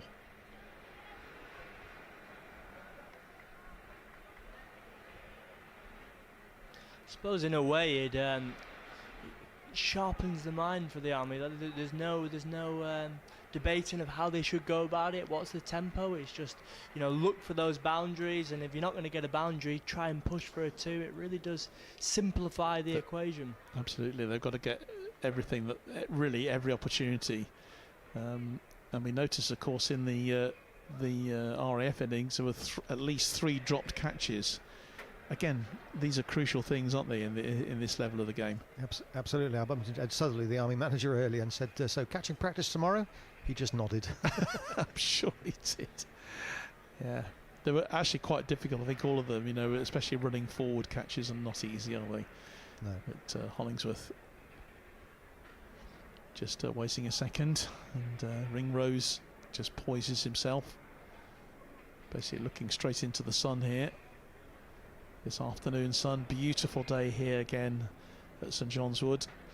Comes in, Hollingsworth digs at it. Talking of dropping catches, I can remember years and years and years ago, Air Force versus the Navy, I dropped a catch on the deep long off boundary, and the Navy batsman went on to score 100. It's one of those moments, isn't it, that maybe you don't want to be reminded of, but no, but it haunts me still. It can work the other way. I remember my father telling me about a century that his only century he ever scored playing cricket. He was actually given out by the umpire and had a quick word with the umpire and said, I don't think this wicket is long enough. So they had it measured, and he turned out to be absolutely right. Really? He then went on to make his century after that. Need to have a word with the groundsman. Yeah.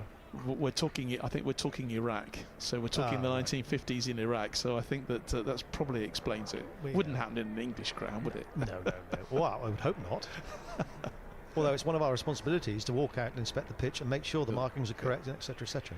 But we take it for granted that the groundsman has got everything right, and they do. Absolutely right. The grounds staff here at Lords have certainly got things right today. What a beautiful playing surface it is.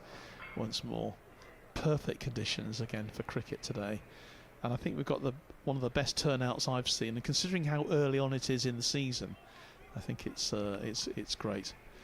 So here comes John Hawke, comes into bowl from the nursery end, and Ringrose plays it out there onto the offside, and it's just a single. 105 for 4. We're into the 15th over, so these are crucial times for the Army. They've really got to get this run rate up if they can, but it's difficult because the RAF bowling has been so good. That's going to run all the way down, and it's fielded by Tom Shorthouse. Did you notice how far across the offside he stepped? Yeah. In order to try and play it to the short boundary. It's actually the longest part of the short boundary as well. Comes in again and bowls. It's a full toss. It is given the treatment, and that's gone straight for 4 runs. A 6, in fact. It didn't actually touch the ground. And those are the kind of shots that the Army desperately need here. As Ben Ringrose moves on to 39 not out. This is such a crucial innings now for the British Army here. Just a bit of a confab going on with Adam Fisher just issuing instructions to his bowler, to John Hawke. Comes in again and bowls again. He moves his feet and does Ringrose, goes through the wicket keeper. I noticed when the Army were bowling, they had 5 fielders on the leg side to protect that short boundary, which is the maximum number of fielders they can have on the leg side. And at the moment, the Air Force have 4. 4, yeah. they've reduced that number. Obviously got confidence, a huge amount of confidence in the bowling here. As he comes in once more, Gabriel has a swing at it, and it doesn't go very far.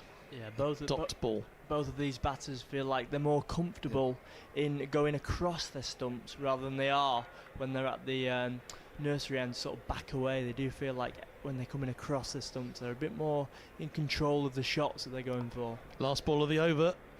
Gabriel has a swing and he will get the single, and he will keep the strike then for over number 16. 15 overs completed. The Army 114 for 4 in reply to that RAF total of 187 for 6. Not looking particularly likely, is it, that they're going to make it? And the run rate. Oh, there we go. 15. Yeah. 15 exactly per over is required now. It's a tall order, but it's not impossible. A couple of sixes and a boundary, and suddenly, we've seen it before in T20, haven't we? Many times. Absolutely. But as I said, if they step across the offside, then naturally you'll be swinging across the line, so they've got to be, timing's got to be good. If they miss it and they're in line, the umpire will have his finger up on appeal. And does it make it difficult for the umpires when they're determining wides, with the batters moving around so much? Well, no, not really. We have the 17-inch guidelines. Anything down the leg side, irrespective of where the ball pitches and the movement of the striker, if it goes behind the striker and outside the line of the leg stump, is a wide. On the offside, the 17-inch line moves if the striker moves to the offside. So those guidelines are extremely helpful. So Jack Fuller to begin his 4th over. 0 for 14 so far, his figures. Gabriel just digs it out, but no run. Adam Fisher just fielding there, coming into again a swing through, and that's going to be out. It's going to be caught by the wicket keeper. Gabriel going for it, but he didn't get hold of it, and so Fuller gets his first wicket of this T20 competition, and it's Gabriel who goes, caught by the wicket keeper there. Sutcliffe, yeah, by Adam Sutcliffe, and Gabriel making 6, and the Army slip to 114 for 5. It's looking a bit desperate for them. Yeah, run rate now 16.1.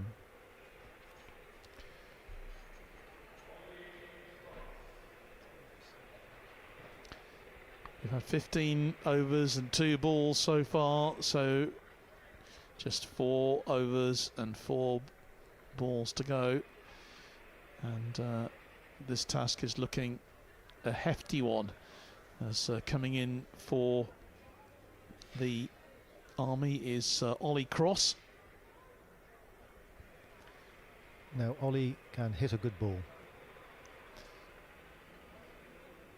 He'll need to hit many of them, really. He will, the left-hander, he will. Well, he's got 28 chances if he faces them all. Won't be afraid of a challenge, of course, will Ollie Cross. But Ben Ringrose is still there on 40. I think the last ball was just a little bit more flighted and a little bit slower. I think it just caused Gabriel just to catch the top edge of it a little bit through his shot a bit early, and the bowler was very pleased with his efforts there. Good delivery, nice change of pace. He was right to go for it. They've got no choice at this stage, really. The Army, they've just got to go for everything, haven't they? And if they risk losing wickets, then so be it. Absolutely. But the RAF, Adam Fisher, just moving his field round, just to cope with the new batsman. As you say, Richard, Ollie Cross, he knows his way around this field. So again, he faces Fuller then, who comes into bowl. He's clipped away for the single into the gully area, and at 115 for 5 with Just 4.3 overs left.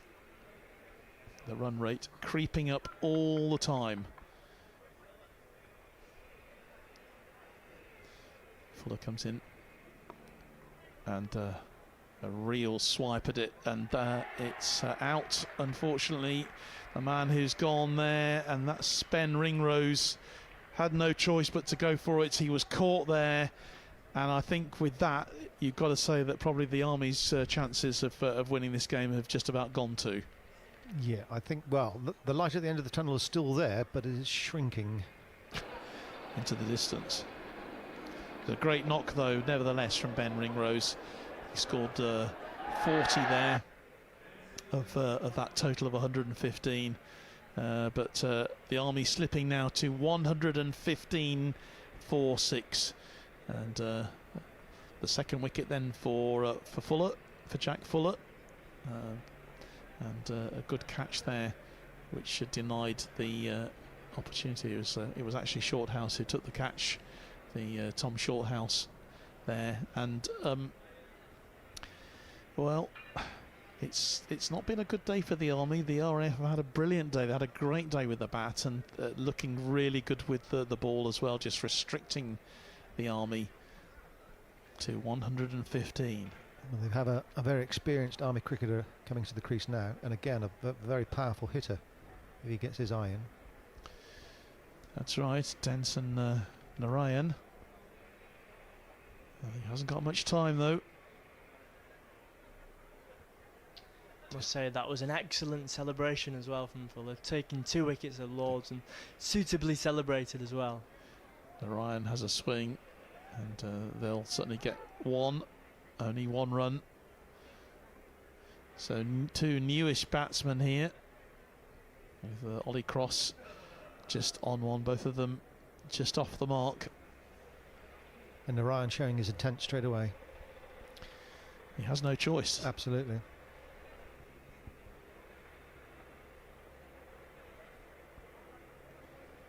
Fuller comes in, and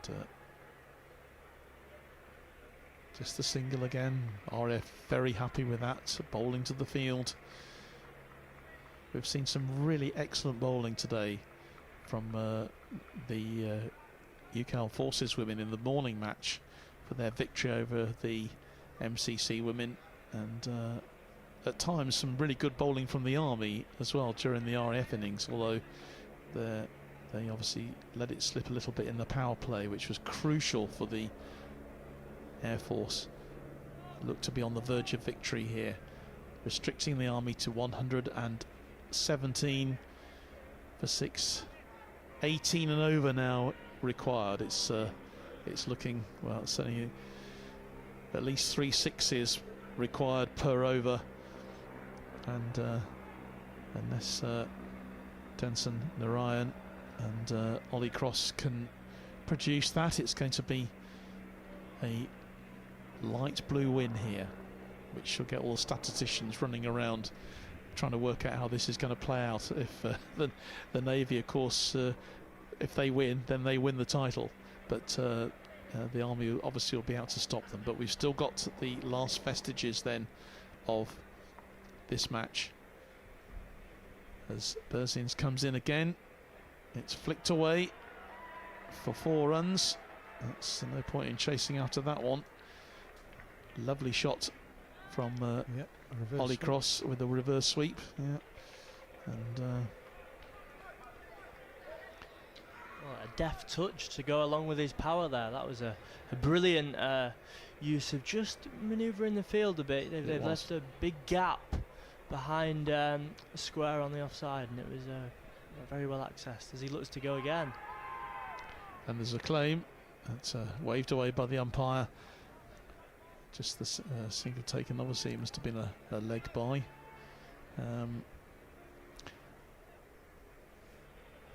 Narayan on 1 and Cross now on 7. 122 for 6. Yeah, he's signalling leg by now. I was wondering whether he's going to signal leg by. Well, it was a claim for LBW, so one assumed that it came off his leg. Unless the umpire thought he got an inside edge, I don't know, but he did signal leg by in the end. Ryan with the shot. That's collected. Well collected there for the Air Force. He's got to go back and collect his bat. Not going to be much use without that, is it? 1-2-4 for 6. Halfway through this 17th over. I was nearly hit by a bat once, standing at square leg that came out of the striker's hands. Tom Berzine's bowls. Probably just the single again. Won't bother the Air Force at all, just conceding a single now. They know they're just about there. There's Hollingsworth, who was the fielder.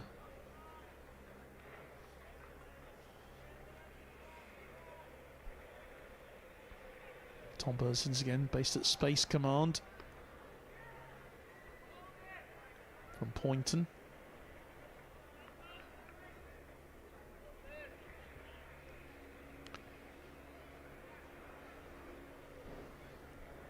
Yeah, that's interesting. They've still consistently only got 4 on the short boundary side. Obviously confident that they can. The bowling is just keeping the players under control. And again, the attempted shot from Narayan doesn't connect properly. That is the end of the 17th over. And the Army 126 for 6, and they are still considerably short of the target they need, which is 188. Yes. So they need, what, 42? The writing is on the wall, as they say. Yep. They need, what, 62, don't they? Which, with just 3 overs left, is just getting very, very difficult. There was a lot of chatter in the MTC commentary box about the St Lucian connection. Yeah. With the Army team. Did you know any reason or any more information of that? We were wondering as to why there was a strong contingent. Well, there are 4, aren't there, from St Lucia in the Army setup. Obviously, the recruitment process has worked very well. That goes for 6. Yep. So it's a great shot there from Ollie Cross. And St Lucia produce good cricketers. They do. They do indeed. I mean, I should know about that, given that I did my history dissertation in St Lucia, of all places. Did you really? I still to this day don't quite know how I managed to wangle that one. You went out there to write it, did you? Yeah, I did. Wow. I went over there with Reds Pereira. He's probably listening to this stream over there in Rodney Bay in St Lucia. Well, if you are, good afternoon to you once again. Cross trying to get one away. They'll just get the single. There's a good 6 from him, but takes him to 14. And the Army 133 for 6.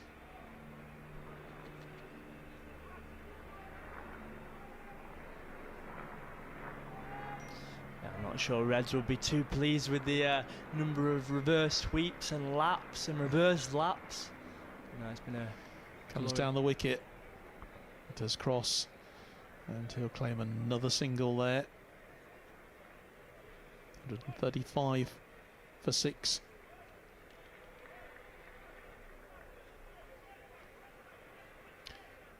Adam Fisher just moving his field round again.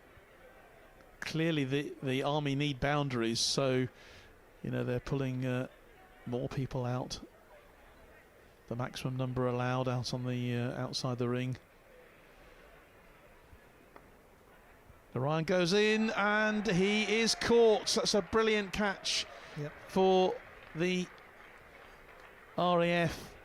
Magnificent catch. So the 7th wicket goes down for the Army. And unfortunately for them, it's Denson Narayan, who we know could hit the ball, but unfortunately it becomes 135 for... That's the 6th wicket that's gone down, isn't it? So Narayan goes, and another wicket for Adam Fuller. 3 for 26 now from his figures. And this match is bit by bit slipping away from the British Army. RAF on the verge of a victory here. 135 for 7. I was right. It was the 7th wicket that went down. Yep. Getting confused in my old age. So the new batsman is Ross Dearden. Ross Dearden. Yeah, we saw him earlier on with the bowling. W2 Ross Dearden with 21 Engineer Regiment.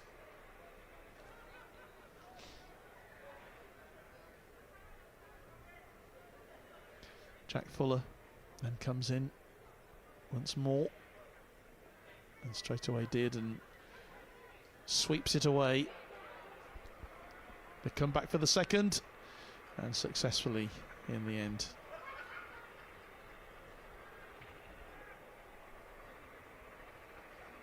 The last ball of the 18th over to follow, and Air Force just Adam Fisher just getting everyone out as far as they can.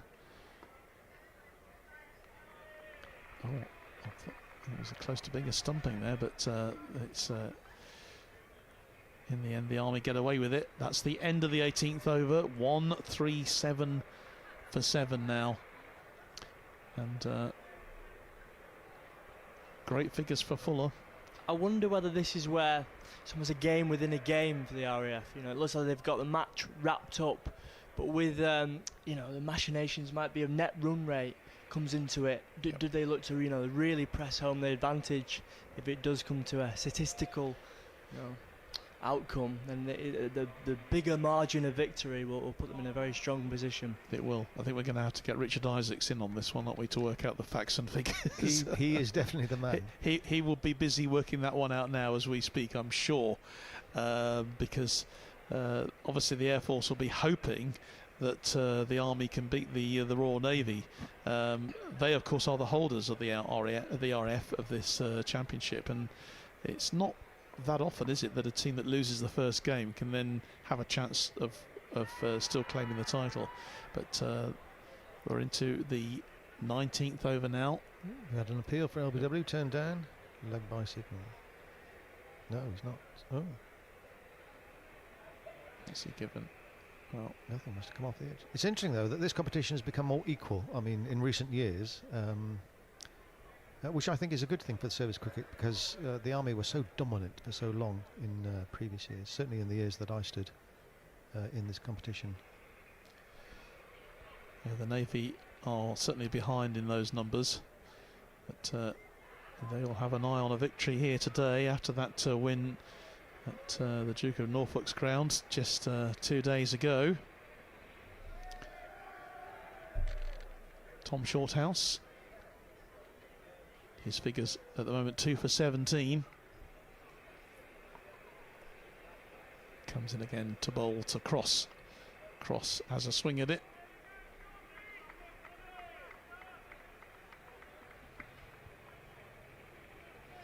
Just get the single. 140 for 7. They need 188. They need another 48, which is looking almost impossible now. And again, the excellent Royal Air Force bowling and fielding here today has really stymied any opportunities that the Army might have felt they had. And looking at the umpires, I think they've had a very straightforward and a very good game so far. That's always good to know. Shorthouse was chasing that. Didn't need to in the end. Just a single run. Dearden goes on to 3. It'll be Ollie Cross on 20.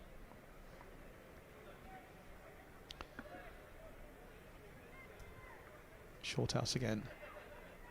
Over the wicket. And that's slipped its way through for 4.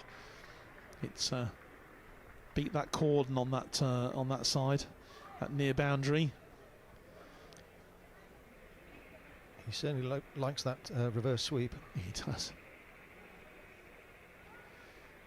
It's the end of the over. Cross, Ollie Cross moving on to 24 not out. That dive from the RAF fielder was definitely one for the photo album there. It was a full stretch dive. I don't think he was actually that close to it, but he put in the dive nonetheless. So hopefully one of his maybe friends and family in the grandstand there got a good snap of that one.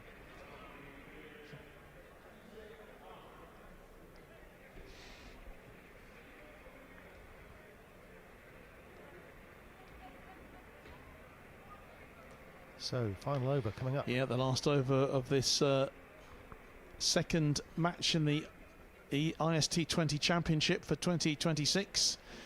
It's going to be T20 to bowl, and it's too much now for the Army. 148 for 7. That's that Ross Dearden Nurdle. Down to backward point. You mean more than that, Ross?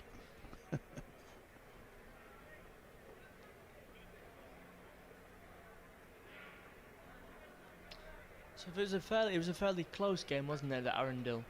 But, in the end, was it less than? It was a close game. The just looking at the Navy did win the toss. Elected to be interested to know what they'll do today if they win the toss, but they chose to bat first. And made 152 for 4 in their 20 overs. The RAF replying with 137 for 9 in theirs. But it was a great innings from Ben Johnson, an 83 from 47 balls. That's a brilliant innings in anyone's book, isn't it? 149 for 7. We've just got 4 balls left then of this Army innings. You can make 150, but they're a bit short here. And they will make the 150 because that's a beautiful shot there, played through by Dearden, goes through to take his total on to 8, and so the score moves on to 153 for 7. I think Ollie Cross may have been dropped wide mid-on the ball before.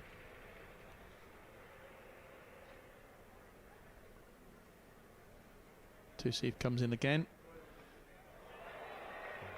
He's bowled, clean bowled. Yep, gave himself room, yep. Exposed the stumps.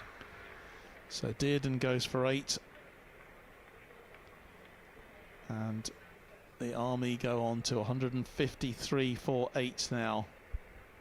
And this game is sewn up for the RAF, which means we're going to be in for a very interesting encounter between the Royal Navy and the British Army in this final game. I mean, fair play to the RAF. They've done after the disappointing result against the Navy. They've done everything they can do to give themselves an opportunity if the Army are to beat Navy in the match. You know, really putting themselves in a strong position with this net run rate, with a comprehensive victory that they are cruising towards. Which is a very valid and strong point, because if the Army do beat the Navy, it will be down to the statistician. Down to the stats. I think Ben Johnson's a critical player in the next match, the linchpin. Yeah.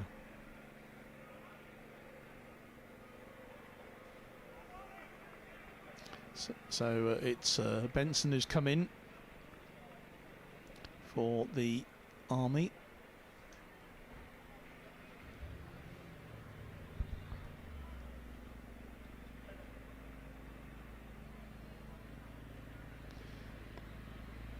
This is the delivery, and that's played forward with just going for as many overthrows here. No, he's going to be out.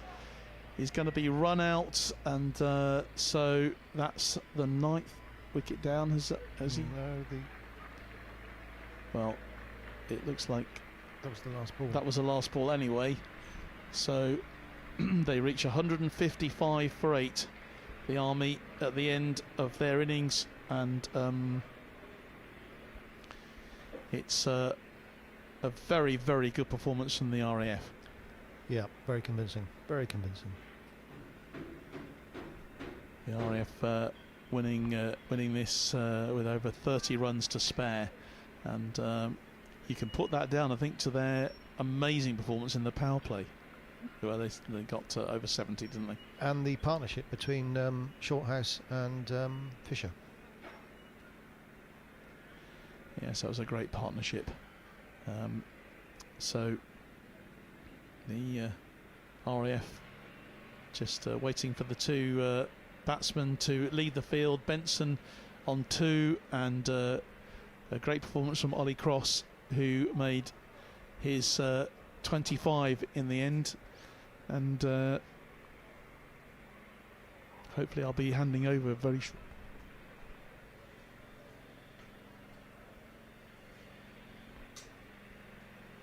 So Richard, at the end of the day, obviously, what do you make of that, out of that performance? Because the RAF just better with bat and ball, I think we could say, couldn't we? Yeah, as I said, I think the partnership between Fisher and Shorthouse was crucial. Gave them the opportunity to, with wickets in hand, it's easier to try and crash the ball around. And then when they were bowling, they kept it very tight. I can't see how many extras they bowled from here, but I'm sure it wasn't many. And the number of extras you bowl in T20 again is crucial, because not only do you give away runs, but you give away balls as well. You know, another opportunity. So one extra could cost you 7 runs, one for a wide, and then the next ball if you hit for 6. And interesting, of course, in both of these, the two men's games now, it's the side batting first has emerged victorious as well. The run chase doesn't always yield a victory, does it? You know, it's I suppose it's statistically it's difficult to work that one out, but you would have thought that if you win the toss, normally in T20 you would want to go second, wouldn't you? So, absolutely. Certainly, when I captained a side, I always like to chase. I'd like to know what I was, what target was, and you could pace the innings accordingly. So yes, I always preferred to, if I won the toss, I'd stick them in, and then I knew what target we were chasing. We're going to have the central band of the Royal Air Force coming out to play. No doubt some sort of a celebration march, one would assume, in a moment, as the ground staff prepare the pitch, obviously, for the third and final game here today. Just a reminder as well, of course, as we say, it was a Royal Navy victory. They beat the Royal Air Force by 15 runs in that opening game at Arundel just a couple of days ago. But earlier on as well, we had a victory for the UCAF women. They scored a very, very good win against the MCC women's team, and produced an excellent performance there. So we've had victories again just a moment ago for the RAF against the British Army.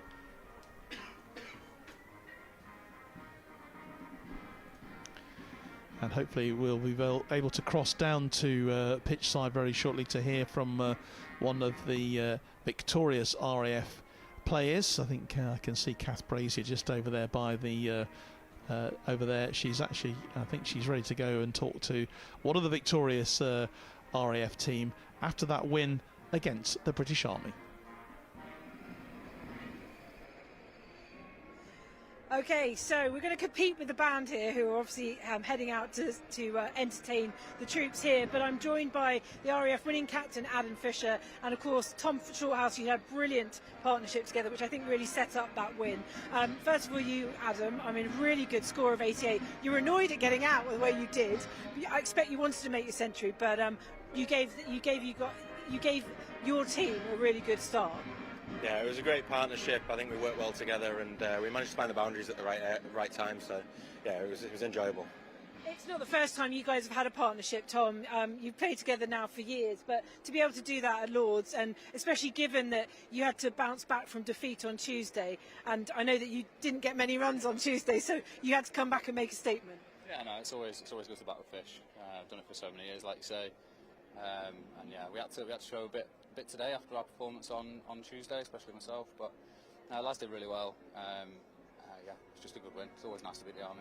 And yeah, the batting's one thing, but to be able to back it up with a performance where you stemmed any of their big hitters, it was really good to get out there and perform with the ball as well. Yeah, it was nice. I feel like we controlled where they hit us quite well. So good fields from Fish. So and all the lads, credit to them. There's some lads that have not played here before. And then they came and performed on the day, so it's a big occasion playing here as always. So yeah, it was good on them for standing up and giving us the win. And Adam, just it sets up the final match nicely, doesn't it? I mean, it's easy on paper, the Navy just have to win. But we do have a situation where the Army could come out battling for that final match, and it could be all on numbers. But do you think your total in that first innings, 188, will put you in good standing? Yeah, it's so difficult to be the side that plays sort of second or first on this week, on this day, and then still win it. But I mean, we've set a total down there for people to go and beat. So the Navy, it's pretty simple. It's to win the game. But you know, the Army are a good side, and I'm sure that they're going to be pretty flat from that. But hopefully, they can get off to a good start. And you know, if it's a small win for the Army, I reckon we're probably in the game. Go on. I mean, you've played them both now. Who are you going with? Are you not backing the Army now that the Navy have already beaten you? I thought the Navy were a good side on Tuesday, so I think from what we've seen, I fancy that the Navy are probably a stronger unit at the moment, but the Army is so dangerous with some of those players, so we'll be rooting for the Army. Of course they will. Both the RAF now will look over to the Army-Navy match, which will finalise things here at Lords before we come to the end. Do join us and stay with us live on BFBS.